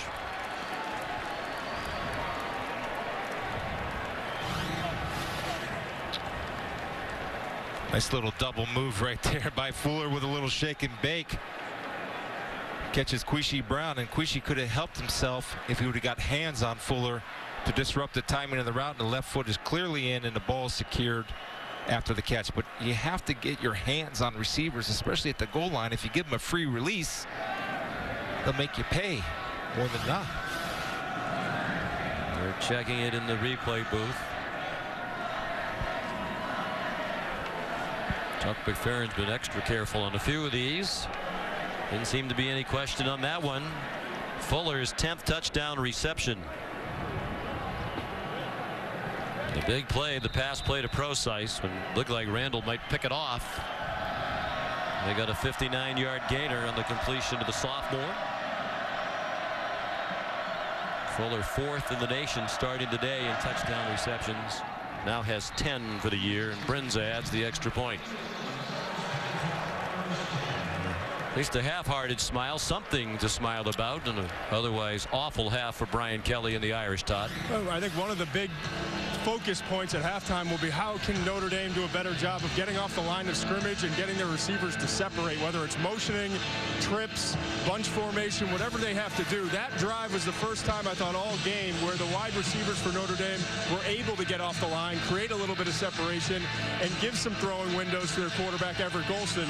Golson, there's been times when he's had time in the pocket. There's been times when he's rolled out and his receivers just aren't getting open. That's a big key if they're going to get back in this game in the second half. Well, yeah, it's all about pass protection and to keep the confusion and creating separation. And just to counter your point, Todd, Arizona State, for the most part in the first half, has done a good job of locking down these Notre Dame wide receivers.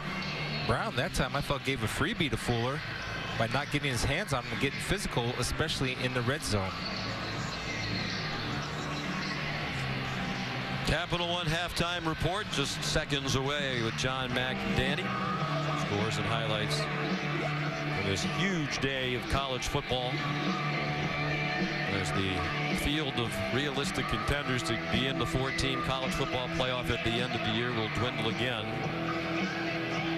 The number of head-to-head battles among teams in the rankings today, 6 of them, including this one. Kyle Brinza kicks off down to the goal line, so a chance for Kyle Middlebrooks. Got wrestled down at the 15. Connor Cavaleris made the tackle. Matchups among 7-1 teams. This one tonight, K-State and TCU in a huge game in the Big 12, and then the most important game of the year in the Big 10 on ABC tonight at 8 Eastern Time. Ohio State and Michigan State. One thing about Kansas State, everybody talks about their offense and the read option. To me, they play great defense, sound fundamental defense. To the end of the half, those points Arizona State has scored in a half this year. They're 22-0 under Todd Graham when leading at the half, and they have a 24-point lead. Todd Graham, as is his custom, addresses the team on the field before they head to the locker room. The locker room isn't very big, and it's hard to get everybody around you in that space. John, Mac, and Danny, the Capital One halftime report right after these messages.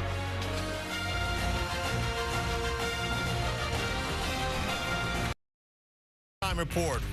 Everett Golson, we knew he'd be key, but we didn't think he'd be key this way. Turning the ball over is absolutely the difference in the game. Everett Golson turning it over to Arizona State. Arizona State cashing in on those turnovers. As a result, it is a blowout, one-sided, 34-10 at halftime. Arizona State on top. Golson's turnovers, costly. Arizona State has scored quickly off of all three, turning the turnovers into fumble. And the Notre Dame recovered the first quarter. Even that one that they got back, they all came off the blitz.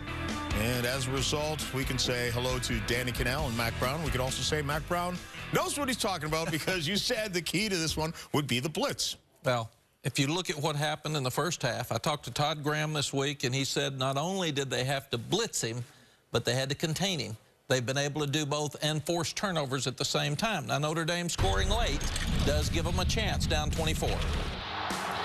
Here's a look at Golson. He was harassed all the first half. For me, it's all about ball security. This one's really not on him. You get a ball batted in the air, and it just snowballed from there for Everett Golson. He's got to flush this first half, put it behind him, and come back and try to, pull off the comeback of the year. Well, and John, it's 90 degrees out there today, and Notre Dame's defense has been on the field a lot. So you also worry about them getting beaten down and tired because they're thin. They lost the great safety. They had some suspensions with their secondary. They lost the linebacker last week. It's a complicated defense, so you have to play great defense the second half to overcome a 24-point deficit. They may not be able to do that. It's 90 degrees for both teams, though, isn't it? It is. Well, one lives in them. One of them left the cold, and one of them's used to that. Just like a quarterback to say it's not the quarterback's fault, just because the ball got batted down as well. Throw it higher, it won't get batted down. Texas A&M, disappointing season. Auburn, a lot of people. Good.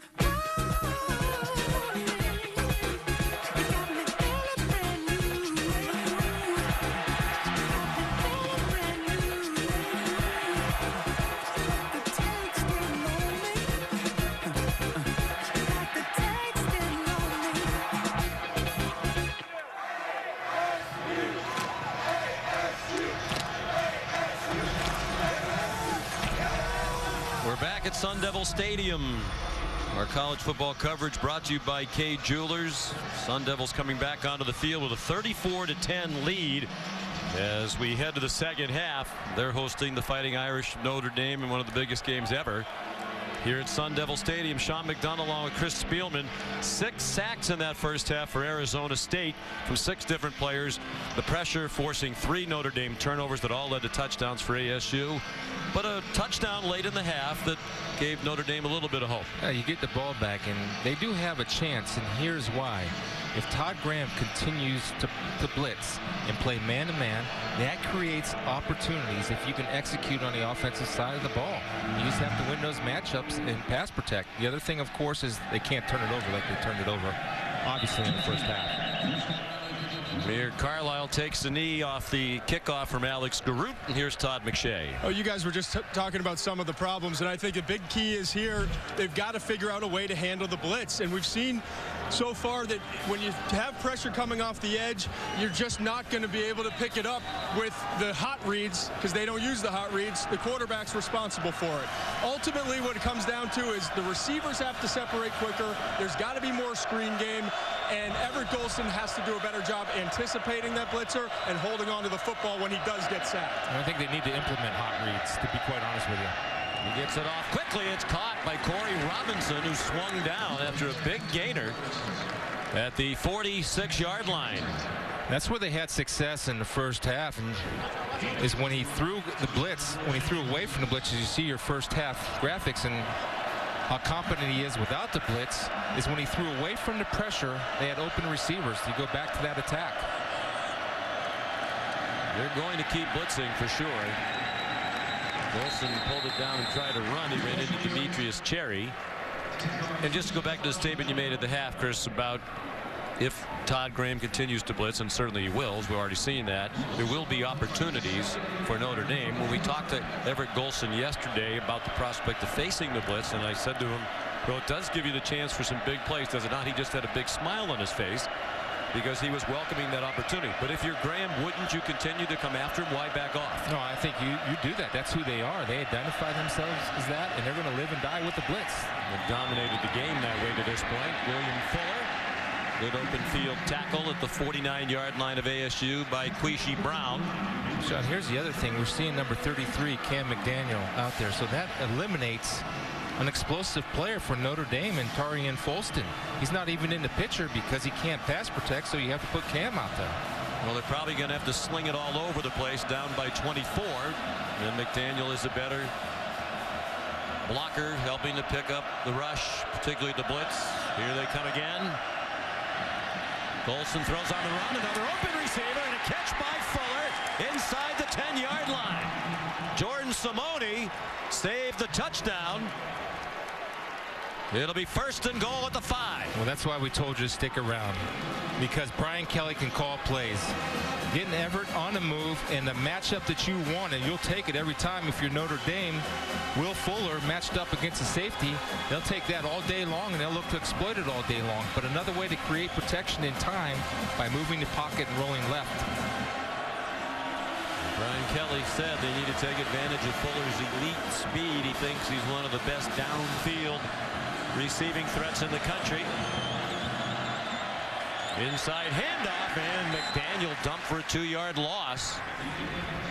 Salamo Fiso just came ripping through that offensive line for the Irish. Yeah, well, they're coming off the edges, and Everett's got to read that a little bit better and pull that one, because they are selling out to stop that run. If you have a little play action or zone read off of that, it's not a bad time to run it.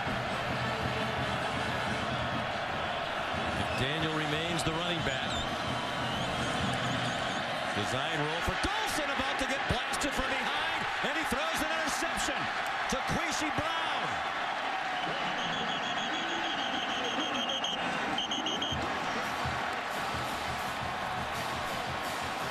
Just when it looked like the Irish were about to put a little game pressure on the Sun Devils, Golson makes a huge mistake again. And once again, they're rolling away from the pressure. This is Brian Kelly's adjustment, but you see the closing speed from the back end from the safety.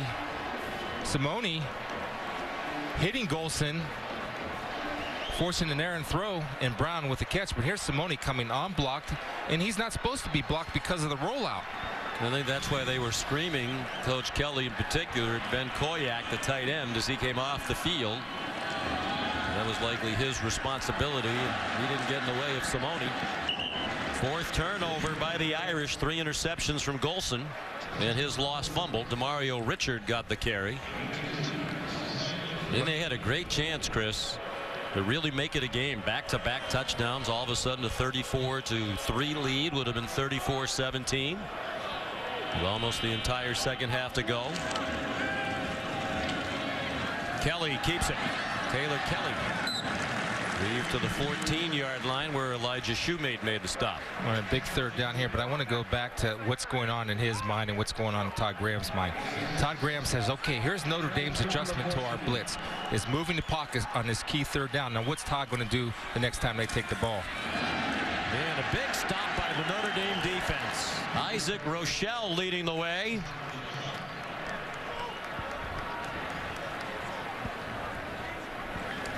And ASU will punt on 4th down and 3. A huge stop for Notre Dame, because you can create some type of field position for your offense. Good penetration by Rochelle.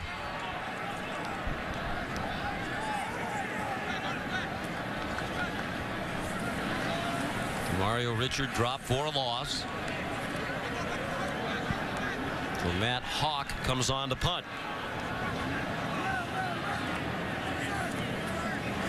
Greg Bryant back near midfield.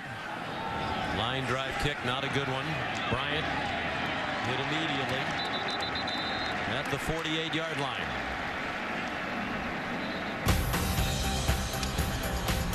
Marius Randall made the tackle.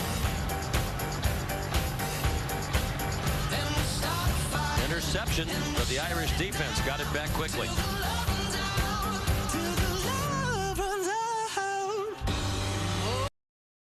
Aerial coverage of today's game is brought to you by DirecTV. If you call yourself a sports fan, you got to get DirecTV. Nice view from above Sun Devil Stadium back toward downtown Phoenix, just a few miles away. Sky Harbor Airport in between. Warm day in the Valley of the Sun. Temperature now in the high 80s.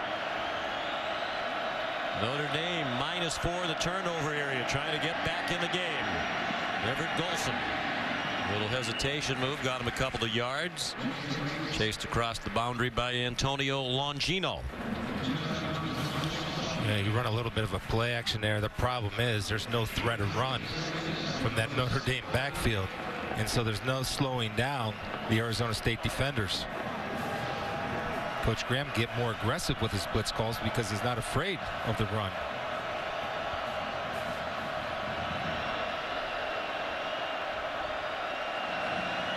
Here comes pressure right up the middle. They belted Golson as he got it off. Incomplete. Skipped into Tari and Folston. Queasy Brown nearest in coverage 5 minutes into the second half. Well, again, they're counting on Everett Golson to go ahead and account for a defender. And you see number 58, Fiso, is coming in and laying a whack on Everett Golson. Nobody picking him up. It's a free run at the quarterback. It's tough duty. 3 interceptions on the day for Golson. Started the day with the lowest interception rate in Notre Dame history. 2.13% of his pass attempts for his career prior to today. Picked off. Hit as he throws again, and William Fuller couldn't catch the high ball. With Queasy Brown again in coverage. Under pressure. They're having trouble handling the blitz when any type of pressure up the middle, and you have to move that pocket. Looks like Brian Kelly's going to go for it here. Down by 24. 5 minutes into the third quarter. 4th down and 7. From just across midfield from the 48 of Arizona State.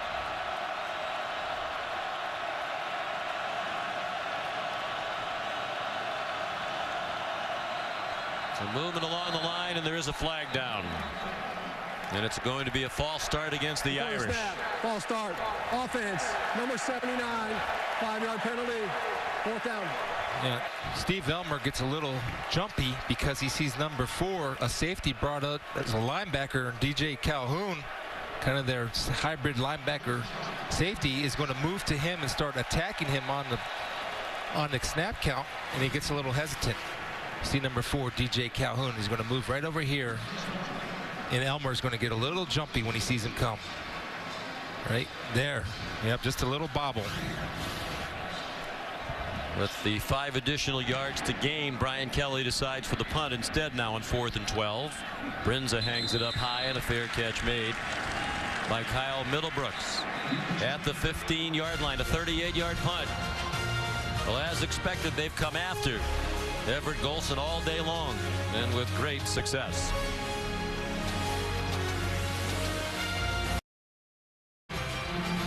On this Veterans Day weekend, we salute America's heroes, and certainly Pat Tillman is an American hero, star player here at ASU and down the road for the Cardinals.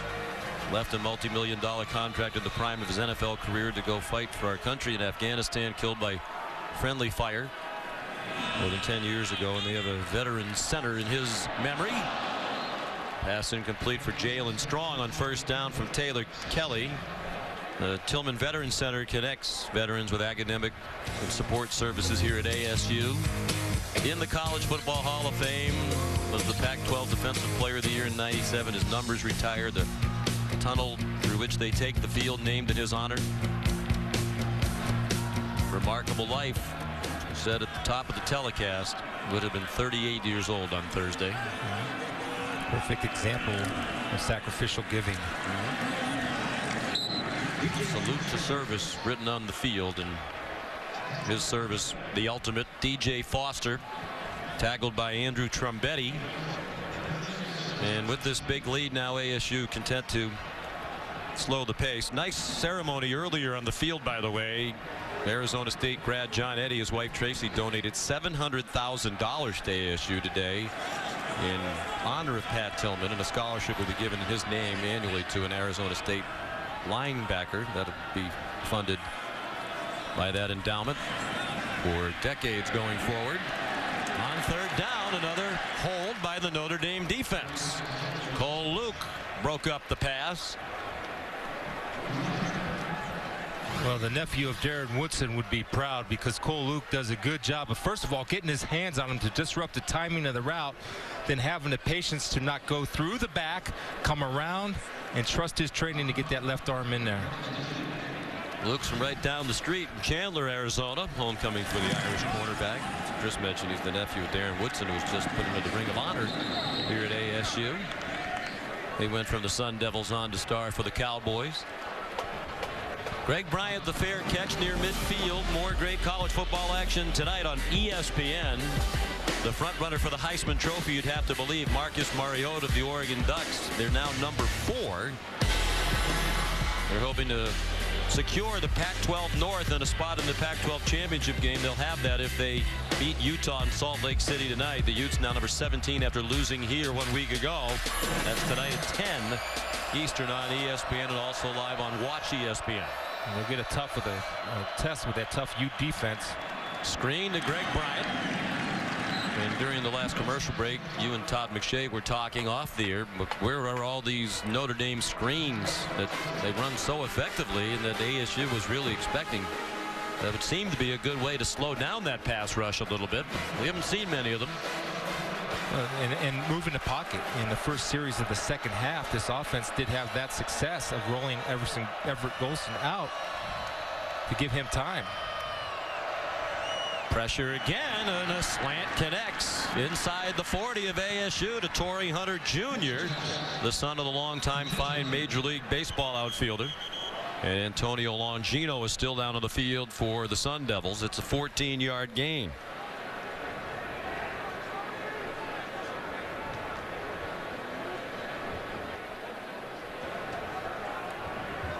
And pointing down to his knee.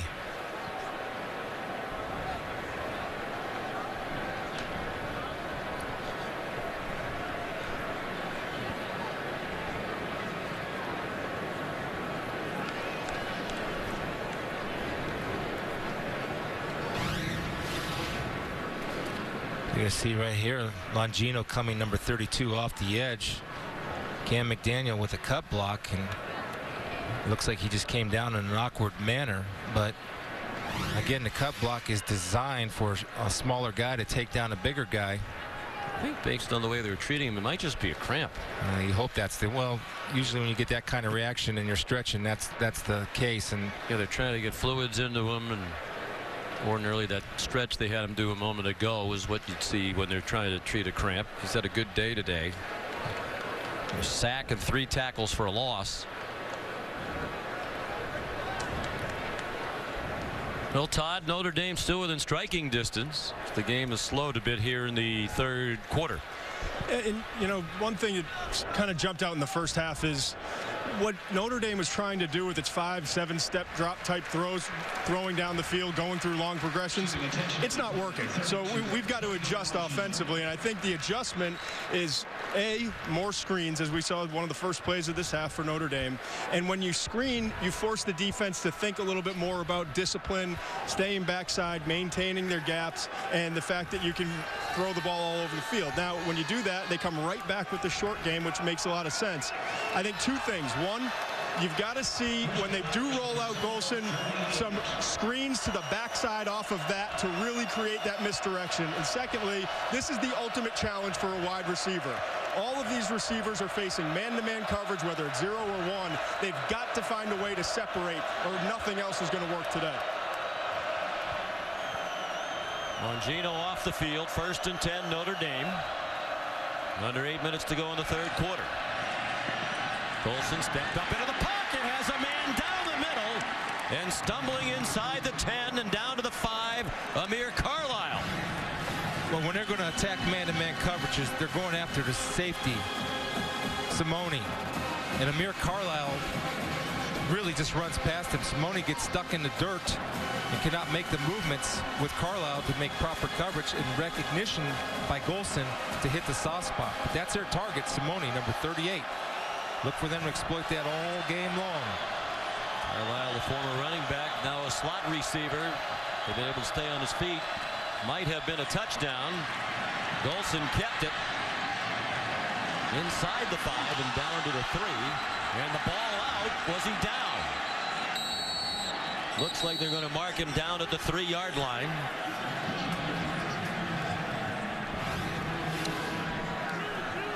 See here, Everett Golson, see the ball come loose from his body, and his elbow hits the ground. He still has the ball. He's just reaching out for the ball to get the extra yards. But, you know, a big concern for Everett coming in this ball game was ball security. And I think he knew the play was over there. Sure. The 32-yard pass to Carlisle, his first catch of the day, has them on the doorstep again. They were down here at the beginning of the quarter, and Golson threw an interception under duress. Cam McDaniel, the running back.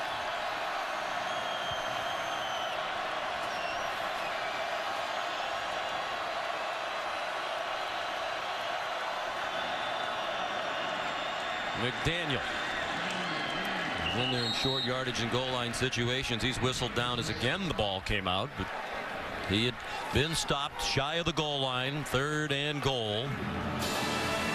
Mo Latu made the tackle. One of those huge bodies along the defensive front. He's a 360-pounder.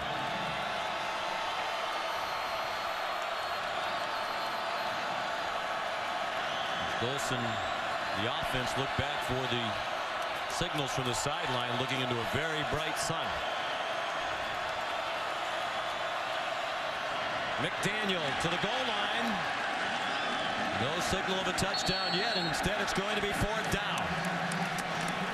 Well, there's no sign of them stopping blitzing no matter where they are on the field, and they're coming from the outside. And when they come from the outside, the whole defensive line slants away from the blitz and conversely slants in.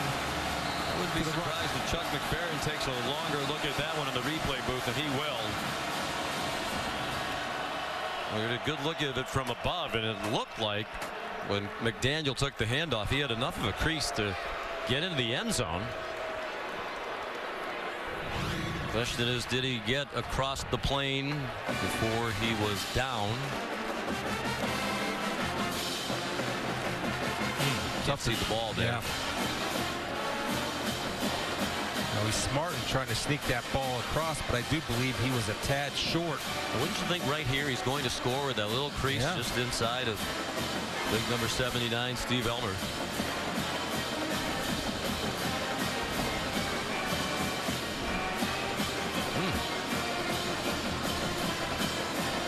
He had Christian Sam, another true freshman, number 2, come in. And does it look to you like the ball, when he comes down, lands on the line? Now, of course, if his knee was already down, then the ball is marked wherever it was when he was down. After further review, the ruling on the field stands.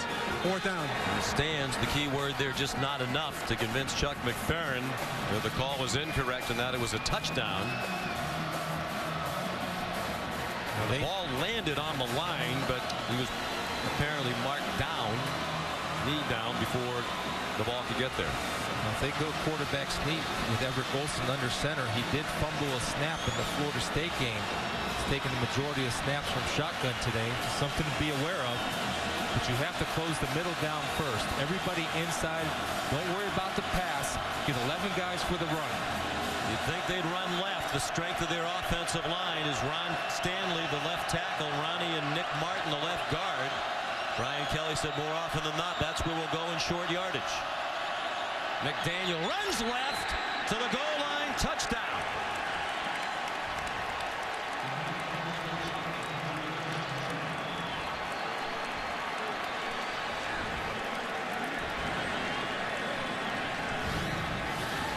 Nice drive by Notre Dame, finished off by a tough run from Cam McDaniel, who just beats Simone, who was just a tad late, got him around the legs, but the forward lean and momentum.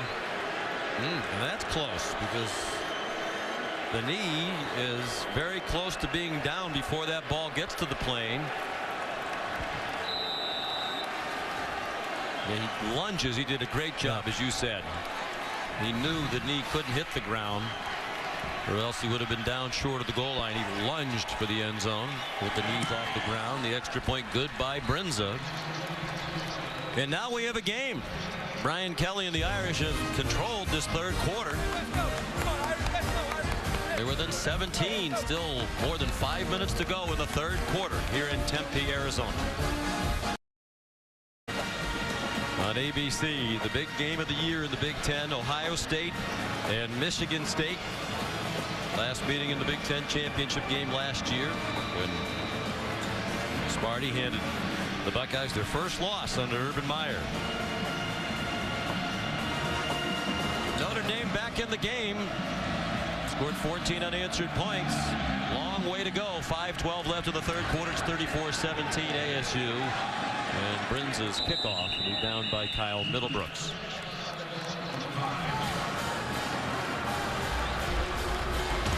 Chris has talked an awful lot today about the poise of Taylor Kelly and also the decision making. Here you're going to see the zone read option.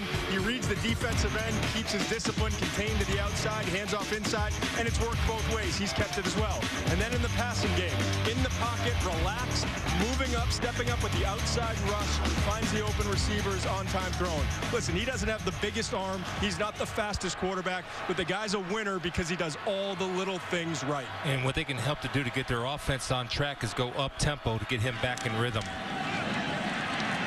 takes off running and gets the bait. This is the third possession of the second half for Arizona State. They've had 2 3-and-outs after they did not have a single 3-and-out in the first half. I think this is smart to go up tempo, Sean. Try to get a little momentum and rhythm back. Whoa! The defender, Jalen Smith, came flying through to stop that play for a loss. There's another big third down, a chance for Notre Dame to keep momentum and force 3 straight 3-and-outs if they can stop a 3rd down and 1. And they need some more big plays from Jalen Smith. He's a superstar in the making. Fast, tough. He needs to step up for his defense. A lot of Notre Dame has outgained Arizona State now in terms of total yardage, but the huge stat in the game, the 4 Notre Dame turnovers. ASU has not coughed it up. And they pick up the first down and more. DJ Foster out to the 40. Taken down by Jalen Smith.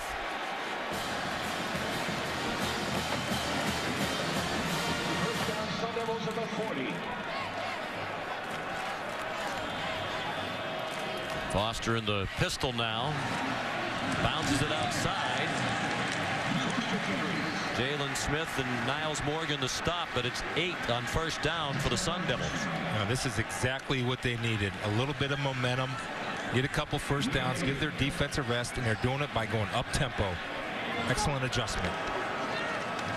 Kelly. Buried. First sack of the game for Notre Dame. Matthias Farley, who's their nickel, came on a blitz. Well, Brian Van Gorder says I can dial him up too. 41 coming from the top of your screen, never quits, beats the tight end. Cole one-on-one and also supported by coverage downfield, allowed the pressure to get there by Matthias. He had his first 2 career sacks last week against Navy. He's a junior from Charlotte, and now he has another today, the first of the day for the Irish. Kelly taking his time on 3rd down and 9. Jalen strong time. Been silent second half. He's lined up in the slot. And a conservative play call. DJ Foster on an inside run, chopped down by Sheldon Day. And Todd Graham sends the punting unit out. And Chris, it has gone noticeably quieter in this stadium. You get the sense that the fans can sense the shift in momentum. And there is. And I'm going to tell you, when Notre Dame takes the field, they're going to attack the middle of the field, and they're going to try to match up their skill with the safeties of Arizona State. Notre Dame in a safe punt mode, making sure there was no fake. Matt Hawks punt. And a fair catch made by Greg Bryant. 42-yard kick. Notre Dame will start at the 15. Tuesday night, don't miss an all-new episode of ABC's Agents of S.H.I.E.L.D. Stolen bodies, alien DNA, and a dangerous ex-agent on the loose. Actually, that sounds like a night at the McShay house, but it's actually Marvel's Agents of S.H.I.E.L.D. Tuesday at 9, 8 Central on ABC. Huge possession for Brian Kelly and the Irish. They were down 34-3, scored a late touchdown. It looks bigger and bigger at the end of the first half. Got another here in the third quarter. Quick hitter to Amir Carlisle, the former running back. Takes off after the catch. Still going. Got some great downfield blocking help and made it all the way to midfield before Quishy Brown banged him down. Well, it's one of the rare times, Todd, where they're playing a zone defense. Well, this allows the defenders to be off the ball, so the offensive line has time to get downfield to get a hat on a hat, allowing Carlisle to do his work. And so impressed with Carlisle, the patience to wait for his offensive lineman to get out there and set the block. So important in the screen game that you allow those blocks to get set up. He did that there, and that's the reason he had a big run. They come after Golson all out. Well blocked. Caught. Ben Koyak, the tight end. Inside the 30. Well, they're going, Sean. They're going to screen. They're coming back, and they're attacking the middle of the field because they finally figured out and identified where they can exploit. Nice catch, by the way, by Koyak. Look at that beauty. Turning those hips. But that's the weakness of this defense. And if the pressure's not getting there, they have time to get open. 23-yard completion. Mokiola made the tackle. Irish quickly on the move from their own 15. Golson couldn't find anybody open. Turned it into a positive gainer. Tayshawn Smallwood made the tackle. The largest deficit Notre Dame has ever overcome was in that historic Cotton Bowl game against Houston. Pretty good quarterback in that game, Joe Montana. Wasn't feeling well, still brought him back from a 22-point deficit. They were down 34-3 today. Long way to go, though, before they're rivaling that comeback. Final minute of the third quarter. Good catch. Again by Koyak. The latest in a long line of terrific tight ends. Each of the last 5 starting tight ends for Notre Dame is in the National Football League. Well, at 6'5", it's just a mismatch of 254 pounds going against the smaller Moyoka. By the way, 2 of those 5 play right down the road for the Arizona Cardinals. John Carlson and Troy Nicholas, fine tight ends. For the 7-1 Cardinals, these are great times to be a football fan in the Valley. Golson throws on the run. Crowd wanted a holding penalty. It was intended for C.J. Prosise. Yeah, Tayshawn Smallwood pushed his way through the middle, forcing Golson to go out. Big number 90, true freshman. And they have an argument for a holding call or a face mask or yeah, whatever you want. And they just missed it. And remember, they're operating without a center judge in this ball game. That's the extra official behind the line of scrimmage is not present for this crew. An ACC officiating crew. They ordinarily have 8, but the Pac-12 uses 7 officials, so that apparently was a compromise. Marcus Hardison knocks down the pass. And here's a big 3rd down and 10 on what will likely be the last play of the third quarter. Hardison's been a star. He's had an interception. And he deflected a pass that was picked off and returned for a touchdown. Yeah, 2 block shots. And so in order to stop him from knocking passes down, you have to cut him. He's 6'4", 300 pounds. He was a quarterback growing up in Florida until his junior year in high school. He didn't want to play football. One of his youth coaches said, you have to play football. Look at the size of you. You can play any position you want. He said, okay, I'll be a quarterback. Made the transition to defense and is now an outstanding player. All out blitz. And the pass over the middle incomplete in the general direction to Ben Koyak. And we head to the fourth quarter. The third was dominated by Notre Dame. They outgained the Sun Devils 198-32 to make a game of it. They'll likely try to kick a field goal to get within 2 scores as we go to the fourth.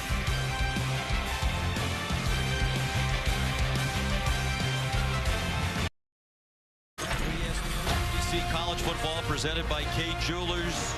Sun Devil Stadium, Tempe, Arizona, on to the fourth quarter, and a big kick here for Kyle Brinza. the senior, with a couple of surprising misses in the fourth quarter last week against Navy. From 32 on the first play of the fourth quarter today to get them within 2 scores. Oh, they have trouble. The holder, Hunter Smith, couldn't hang on to the ball.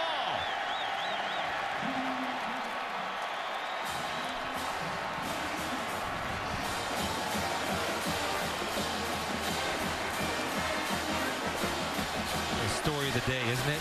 Self-inflicted wounds at critical times. That's how you can summarize Notre Dame's day. Good snap, perfect snap, right through the mitts of Hunter Smith.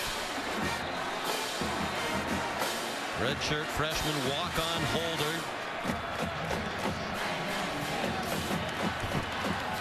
It's just frustrating for him because those are things that you think you could take for granted.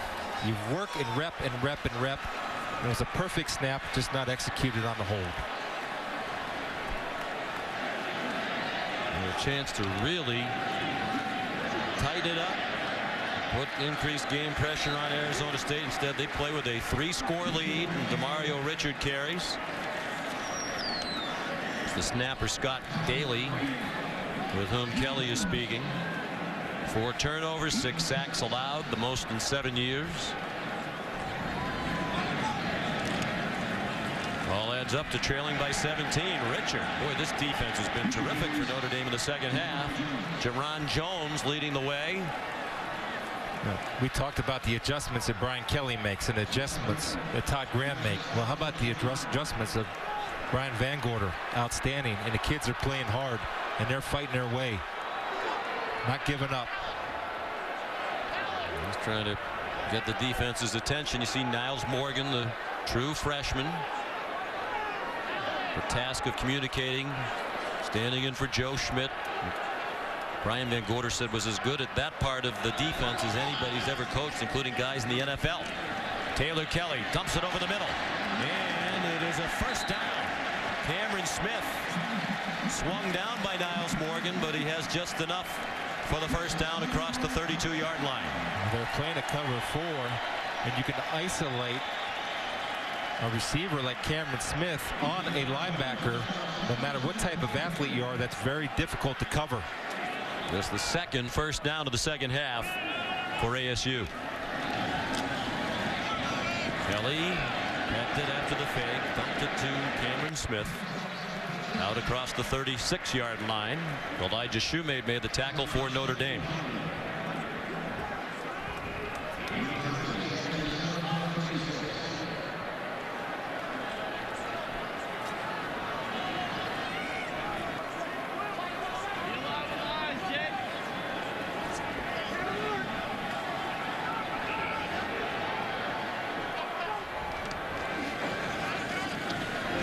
Similar play.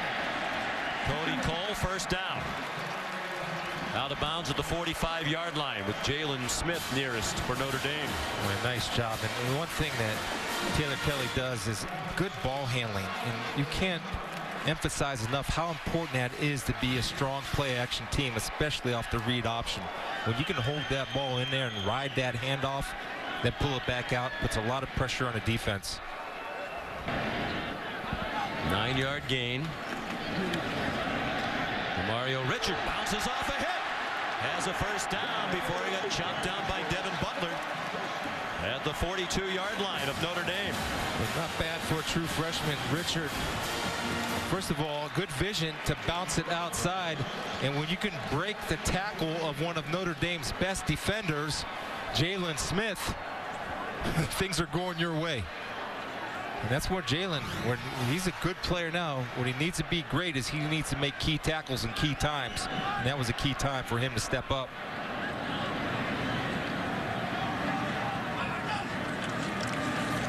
Again, they come after Taylor Kelly. Dodges the rush for a moment, throws down the field, intercepted. Matthias Farley, the first takeaway for Notre Dame, and he's tackled in midfield. Cody Cole, the tight end, made the tackle. Well, the first big mistake made by Arizona State. So, be smart here, right? Protect the football. When you got a chance to pick up some yards with your feet, choose to do so. The one thing you do not want to choose to do, Todd McShay, is throw across your body back to the middle of the field. And I was standing right behind him along the numbers near the sideline. I saw exactly what he saw. It did look like the receiver is open, but you learn as a quarterback when you can't see back to your left because there's so much traffic, don't make that throw. And he knows better than that. It's very rare to see Kelly make that kind of mistake in this situation. Third interception of the year for Farley. That's 11 games in a row with at least one interception for Notre Dame, dating back to last year. From midfield, Golson a lot of time. Lost one down the far sideline. Cam McDaniel. Wrapped up at the 26 by Jordan Simone. 24-yard gain. It took a little while to recognize a running back on a defensive lineman, but when they did, you get big success. 94, Cherry's going to be trying to cover Cam McDaniel. Everett Golson then recognizes it finally, and Cam McDaniel keeps his route alive. So many mistakes, and yet Notre Dame's in the game. Sidearm throw intended for Amir Carlisle. And how big does that botched field goal a moment ago look now? And they're in a game because they're able to rattle off some big bunch plays, big yards, as you see Hunter Smith contemplating, hoping he gets another chance to redeem himself. 11-11 to go, fourth quarter. Notre Dame once down 34-3. Now down 34-17. 364 yards passing for Everett Golson. Notre Dame has rushed for only 23 yards. Play clock running down. Golson runs. Nice moves. And fights for the first down inside the 15. Credit the tackle to Lloyd Carrington. I want you to watch the end of this play as Everett Golson does not force one into the middle of the field because Carlisle was his receiver that he did have open. But watch him switch hands with the football. See that? That's just to protect the football. And that's being smart and making sure you have good ball security, because if he doesn't, you see Carrington coming to try to rip it out of there. 11-yard gain. First and 10 from the 15. McDaniel trying to run through the blitz, powering his way down inside the 5 to the 3-yard line.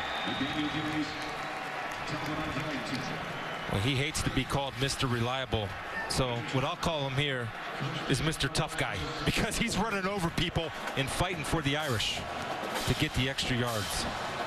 His carry's been weighed down in recent weeks as Folston has taken over. He's made some important plays during this Notre Dame rally. That's a 12-yard gain, first and goal. McDaniel again.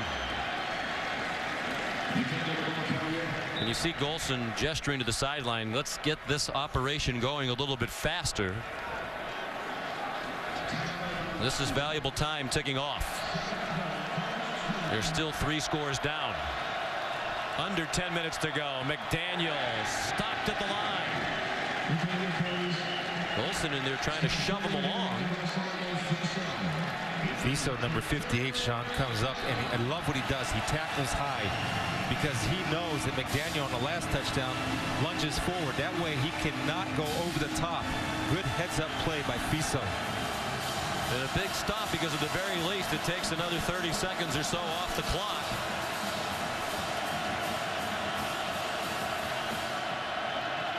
Golson, valuable time ticking away. Third and goal. McDaniel blasted, still got into the end zone. He took a big hit from the hard hitter Longino and went forward into the end zone, and Notre Dame's within 2 scores. How big has McDaniel been in this half? And not only his running this last series, but more importantly, the pass protection that he's provided for Everett Golson to give him time. They've completely taken Tarian Folston out of the game because that young man is solid all around. He's their short yardage guy. They list him at 205 pounds. They should put it with an attitude beside that 205. Brinz's extra point makes it a 10-point game. Still 9:12 to go. Second touchdown of the game for the senior from Texas. And it was set up by the interception by Matthias Farley. 34-24 in Tempe. To tomorrow at 2 Eastern on ESPN, and watch ESPN. Championship final races in Homestead next week. Notre Dame, after the Farley interception, goes 50 yards in 7 plays, under 2.5 minutes to do it. Farley's 27-yard return helped. They're within 10. If you're just joining us, they were down 34-3 late in the first half. Touchback off the foot of Kyle Brinza. Here's Chris Cotter in the studio. Sean, Chris, let's update you on what's going on at Auburn. Dr. Pepper Conference update. Number 3 team in the country in a fight for their lives. Here's Nick Marshall scoring. He just threw a touchdown pass as well, penning the extra point, and they just nailed it. Auburn trails by 7 right now, early 4th quarter. Joey Bosa and his Buckeyes getting set for a big one tonight on ABC. They'll kick at 8 o'clock. Ohio State and Michigan State, guys.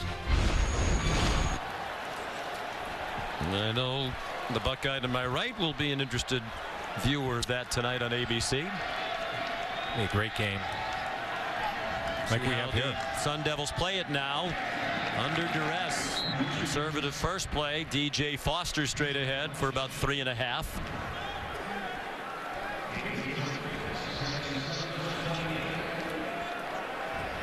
Notre Dame's able to get some fresh bodies in there. True freshman Grant Blankenship, number 92, is now on the defensive end.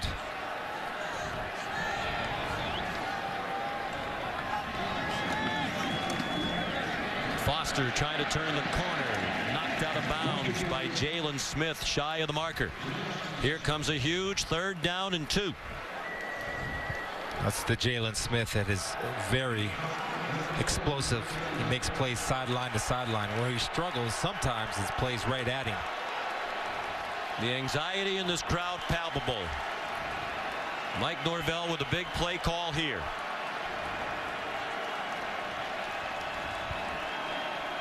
Notre Dame defense has been outstanding in the second half. Arizona State has not scored in this half, and it's Demario Richard. And it looks like he's going to be marked down short of the 35, and it'll be 4th down. Justin Utupo, the graduate student.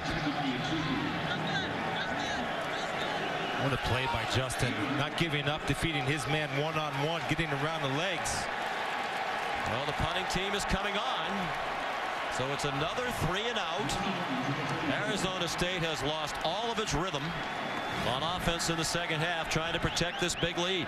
Well, just an outstanding job by Justin Utupo to slow him up, and really one of the first times I've seen this game where Richard went down short of the mark. Well, he had to get the nose of the ball to the 35-yard line. It was a touchback off the kickoff, so they started from the 25. Any part of the ball touching the 35 would be a 1st down. The officials on the field marked him down short, and Chuck McFerrin in the replay booth is taking another look at this very important spot. Good hands right there by Utupo, not giving 1 for 1. Richard spins. Yeah, he's down short of the white. Yeah. It's the white line that's important there. The yellow line appears to be just a fraction off. 35 was the line to make, right on the line, and it didn't look like he got it there.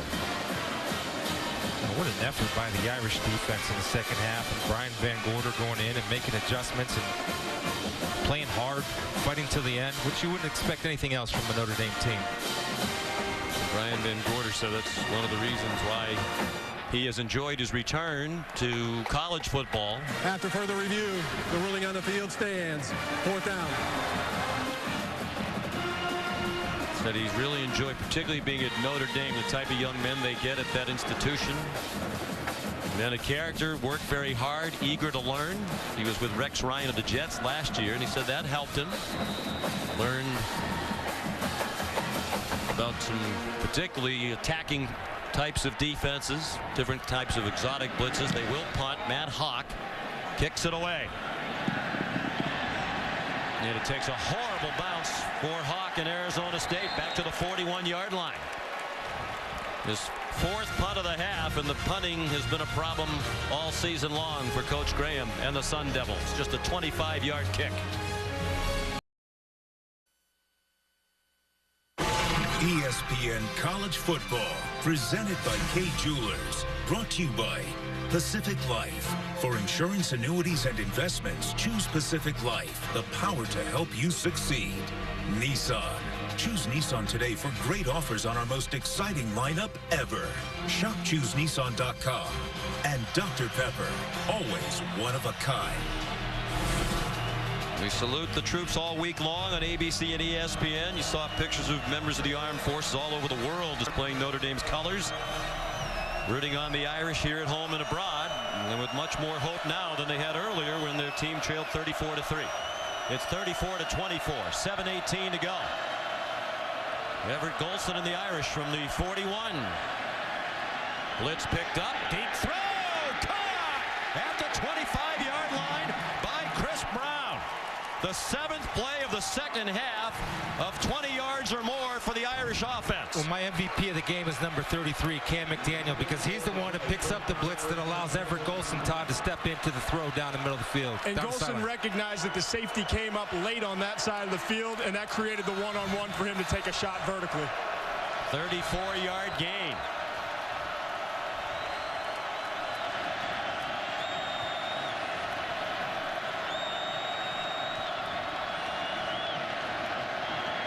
Golson fake the short ball, wide open receiver, Amir Carlisle for a touchdown.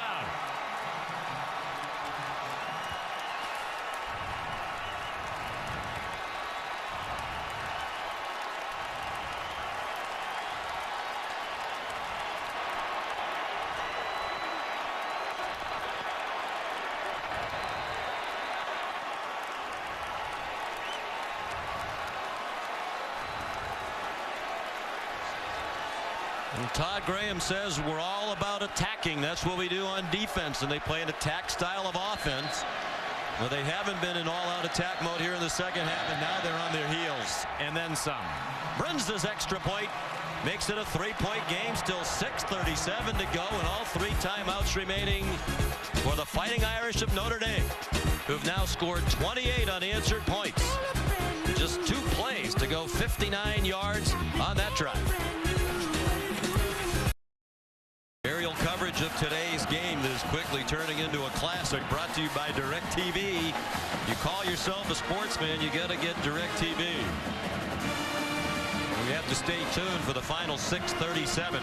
Arizona State looked like they were going to knock out Notre Dame very early in the game. They led 34-3. An Irish touchdown late in the first half changed momentum, and now the Irish trying to pull off the biggest comeback in school history. And that's a lot of crowd history. Kyle Brunza kicks off. With 6:37 to go, he almost split the uprights. In this type of situation, 7 minutes left to go in the game, you do not play zero coverage. I understand if you want to blitz, but you play with a safety behind you. And also, if you have man coverage, play your man. Randall jumps the screen, leaving Carlisle alone, Todd. And one of the things we talked about early in the second half, get back to that screen game. And the screen game has really taken away some of the pressure and also set up that big touchdown. Somebody was supposed to cover Carlisle. Nobody did. Now just a 3-point lead and an offense that had a hard time getting going here in the second half. DJ Foster bounces off some tackles. Gets a first down. Max Redfield finally got him on the ground at the 39-yard line. Gain of 14. You have to get some type of rhythm. Give your defense a rest at least, and then get another 3 and out. DJ Foster turns the corner again, and he's into Notre Dame territory. Walked along the sideline, stayed in bounds all the way to the 46-yard line of Notre Dame. Watch at the end of this, Sean. Devin Butler has a chance to take him out of bounds, and it's going to be a big swing and a miss. Excuse me, that was number 10, Max Redfield. Watch number 10 come into your picture. You got to take him out of bounds to stop the clock. You can't do that and throw a swing and a miss and avoid contact. That's being shy and scared. Make a play for your team and knock them out of bounds. Man. Gains of 14 and 15 for Arizona State. Irish came on a blitz. Foster inside the 45. Taken down by Andrew Trumbetti. I just wonder, Sean, do you always feel safe up there? Well, I mean, that's a clear violation of the code of conduct of a football player. Hit him. I did move a step or two further away from Chris. Smart move. He was analyzing that play by Max Redfield, the lack of play from Max Redfield. It's a lack of contact. You're a defensive player. You wear that Notre Dame helmet with some pride. Hit him. Taylor Kelly, veteran quarterback. His experience and poise will be tested as a man wide open. DeMario Richard down the sideline, inside the 10 and knocked out of bounds by Drew Tranquil. This is a good job of patience by Richard. He's going to sell a block. Number 4, watch him sell a block. You see that? He makes him stick. Then he runs the wheel route, continues on his route. Great play call by Mike Norvell. To sell the block, turn it into a pass route, and exploit the receiver, and beating Cole Luke, who's coming on a blitz, who has to peel off in that situation. 40-yard completion. Under 5 minutes to go. And a touchdown would put it back to a 2-score game. From the 4. Kelly has Richard in the flat. Touchdown! What a drive by Arizona State, where the Irish had them on the ropes.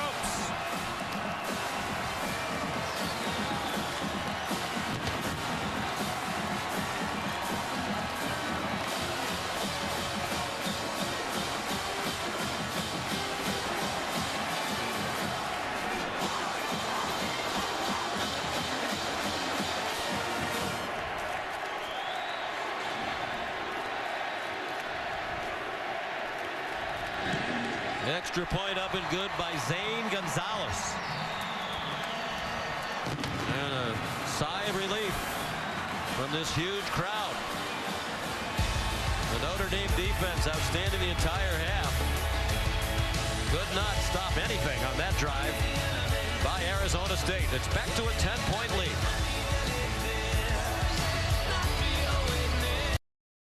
Yankee Stadium, UConn and Army. Huskies down 7, second and goal. Chandler Whitmer forces it. Picked by Chris Carnegie. Takes it the distance for the Black Knights. That's for our servicemen and women watching. Army wins 35-21. Meanwhile, Northwestern going for 2 against Michigan. Trevor Siemian rolls right and falls down. Michigan wins, 1 win away from becoming bowl eligible. Back out to Sean and Chris in the desert.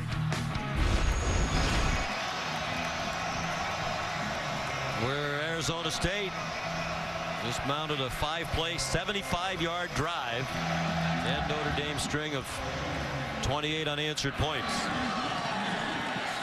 Amir Carlisle brings back the Alex Garrett kickoff. On a program that doesn't have a great history, Chris, in big games, this might be a drive they remember for a long time here in the Valley of the Sun. Well, it starts with hard running by Foster. And again, poor tackling by Notre Dame when you got a chance to save some clock. Take him out of bounds, take him out of bounds. Great play call. Set the block, then run a pass route off the fake block. Play action for 6. Sean, if you're Arizona State, you have to play with safeties now. You missed it, video of the touchdown. Always available on the SportsCenter app, on your mobile devices and tablets whenever you need it. 4:23 left, 3 timeouts for Notre Dame. McDaniel picks up the blitzer, and the throw is incomplete. Looking for C.J. Prosise. And again, you go back to the botched hold on the 32-yard field goal try earlier in this quarter by Brinza. Hunter Smith couldn't catch it. Notre Dame fans well remember there was problems with a couple of snaps in the game against Stanford. In bad weather in South Bend, the Irish still managed to win with some late game heroics. And that has happened more than it should.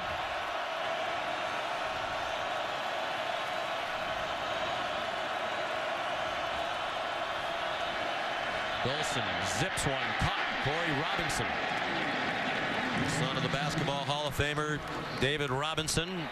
You can see him getting better and better with every week. He's to the 46 and a first down. Well, it starts with the protection. They're playing zone to prevent anything over the top. That was a too deep look. They're just trying to prevent the quick strike from the Fighting Irish. Not just the problem on the field goal try, but the 4 turnovers, and the one Golson will probably really remember is when it looked like they were going to score early in the half. They ended at the 7-yard line of Arizona State. There's another one. Off Robinson, right into the hands of Lloyd Carrington, who might deliver an exclamation point on one of the biggest wins in Arizona State history.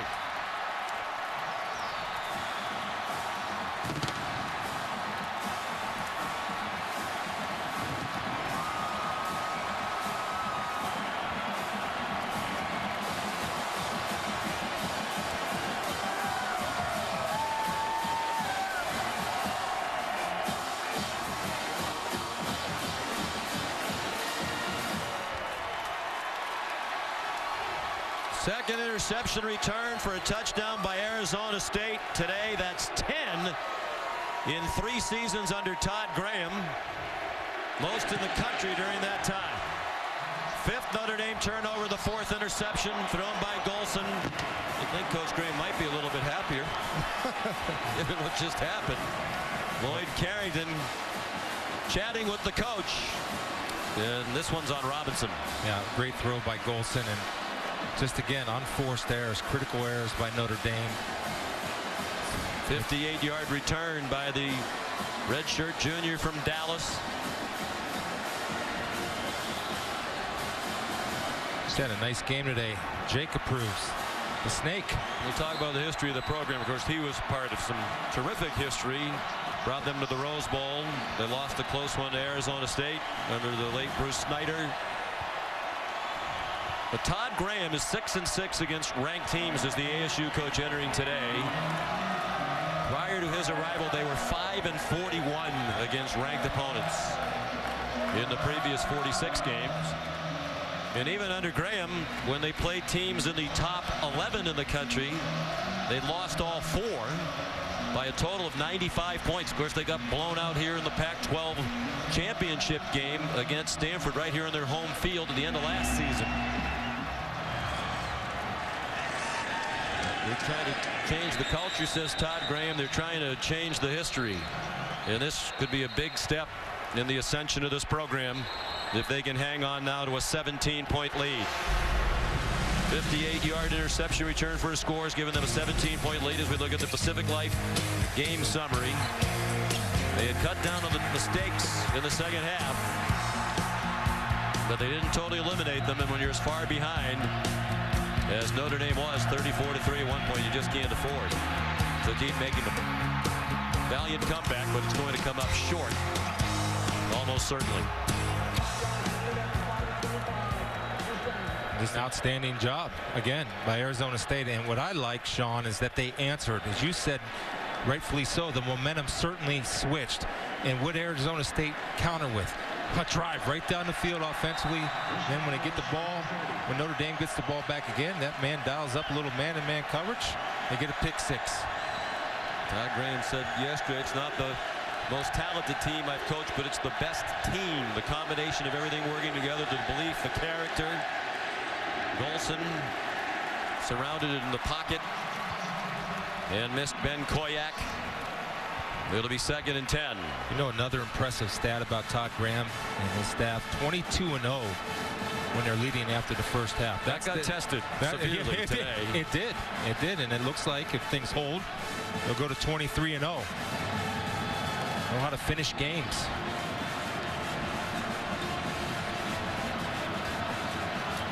Well, he's very familiar with facing the Fighting Irish of Notre Dame. This is the 4th time in the last 5 seasons that he's faced Notre Dame at 3 different schools. Tulsa, Pittsburgh, and now for the 2nd year in a row coaching ASU against Notre Dame. Golson in a crowd. The throwing motion hampered, trying to throw a deep strike to Will Fuller with Queasy Brown in coverage. When he was at Tulsa back in 2010, he beat Notre Dame in a big upset in South Bend, 28-27. That was the week after Notre Dame played Navy. And that has been a trouble spot for the Irish in recent years. He lost a close one when he was the coach at Pittsburgh for that 1 year in 2011. And the Irish won the thriller 37-34 in Arlington, Texas last year. Golson, really a Hail Mary effort there for Amir Carlisle. Armand Perry in coverage. 4th down and 10. And whatever faint hope Notre Dame is clinging to requires a conversion on this 4th down. On the previous 2nd and 3rd downs, there were Notre Dame receivers behind Arizona State defenders. And I understand if you're going to play man, play loose and keep them in front.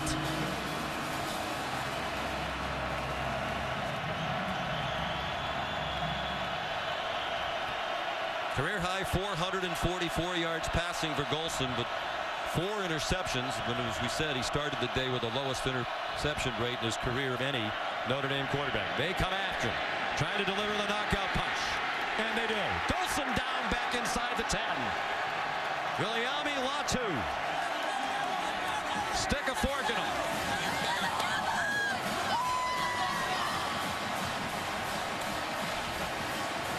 Seven sacks for the Arizona State defense. And again, they don't stop. They're going to blitz.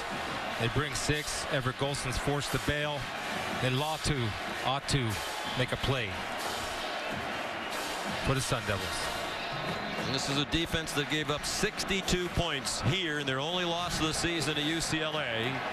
You mentioned earlier, Chris, a lot of things changed. They were playing very talented but inexperienced freshmen at the beginning of the year who really didn't grasp all of the concepts of the defense. Caught out of position too many times. Kelly now. Looked like there was movement along the offensive line, and there was. So they went back to veteran players who maybe weren't as physically talented but knew the system. False start. Offense. Number 87. 5-yard penalty. Still 1st down. And they stopped giving up big plays. The first 4 games of the year, they gave up 10 plays of 40 yards or more. The most recent 4 prior to today, only 1 play of 40 yards or more. And what they tried to do was go with a little bit of a lighter defensive line. That did not work out, so they moved size in there. And also, Sean, they tackled better, and they admit they tackled poorly. And when you combine getting blown off the ball, mental mistakes, not tackling, that's why you give up 62 points, and they improved on all of that drastically, I might add. Foster just dancing around. See if Notre Dame uses its timeouts. So far, no indication from Brian Kelly as the clock runs under 3 minutes to go.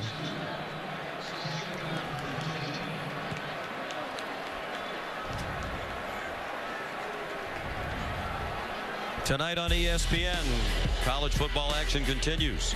Marcus Mariota and the 4th-ranked Oregon Ducks. They're hoping to wrap up the Pac-12 North, earn a spot in the championship game for the first time since 2011. Stanford's represented the North the last 2 seasons. They're in Utah. That'll be a tough battle against a very good defensive team. It looks like the Ducks are on a roll now. That's tonight at 10 Eastern on ESPN. Obviously, the College Football Playoff Committee likes the Ducks, number 4 this week.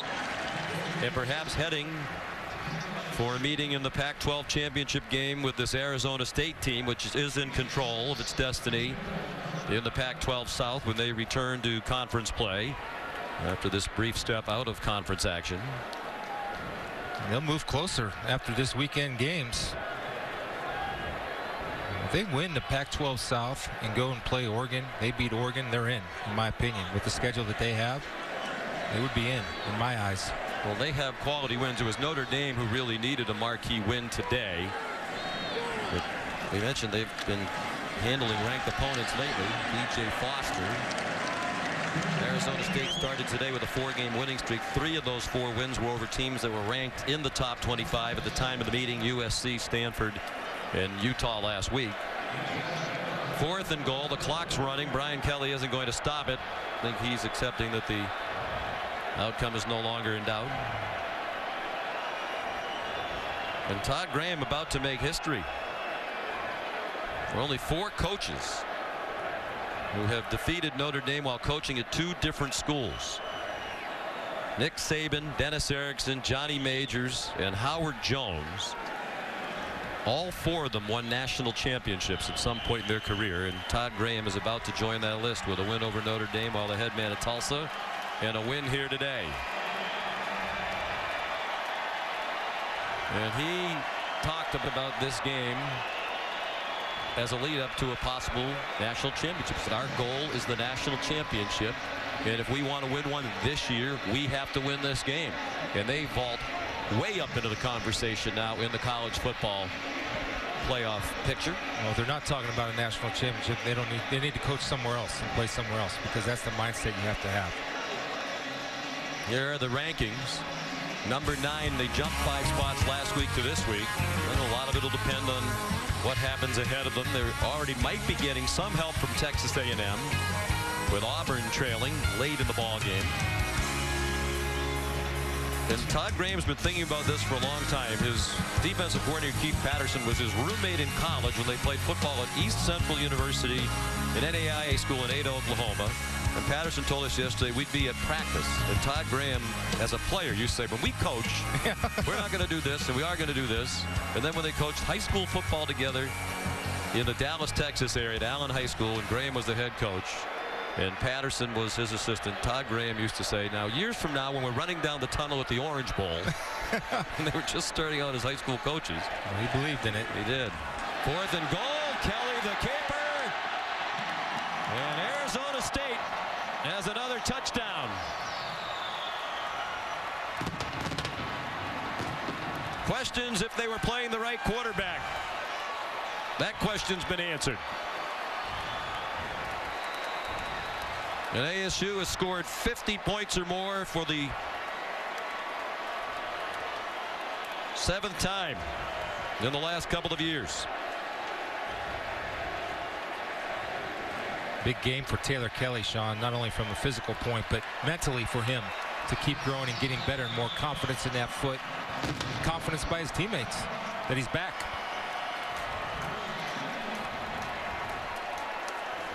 Flags down. 50-plus points 6 times last year to set the school record. Another 50-point game today. Number 94. That 15-yard penalty assessed on the kickoff.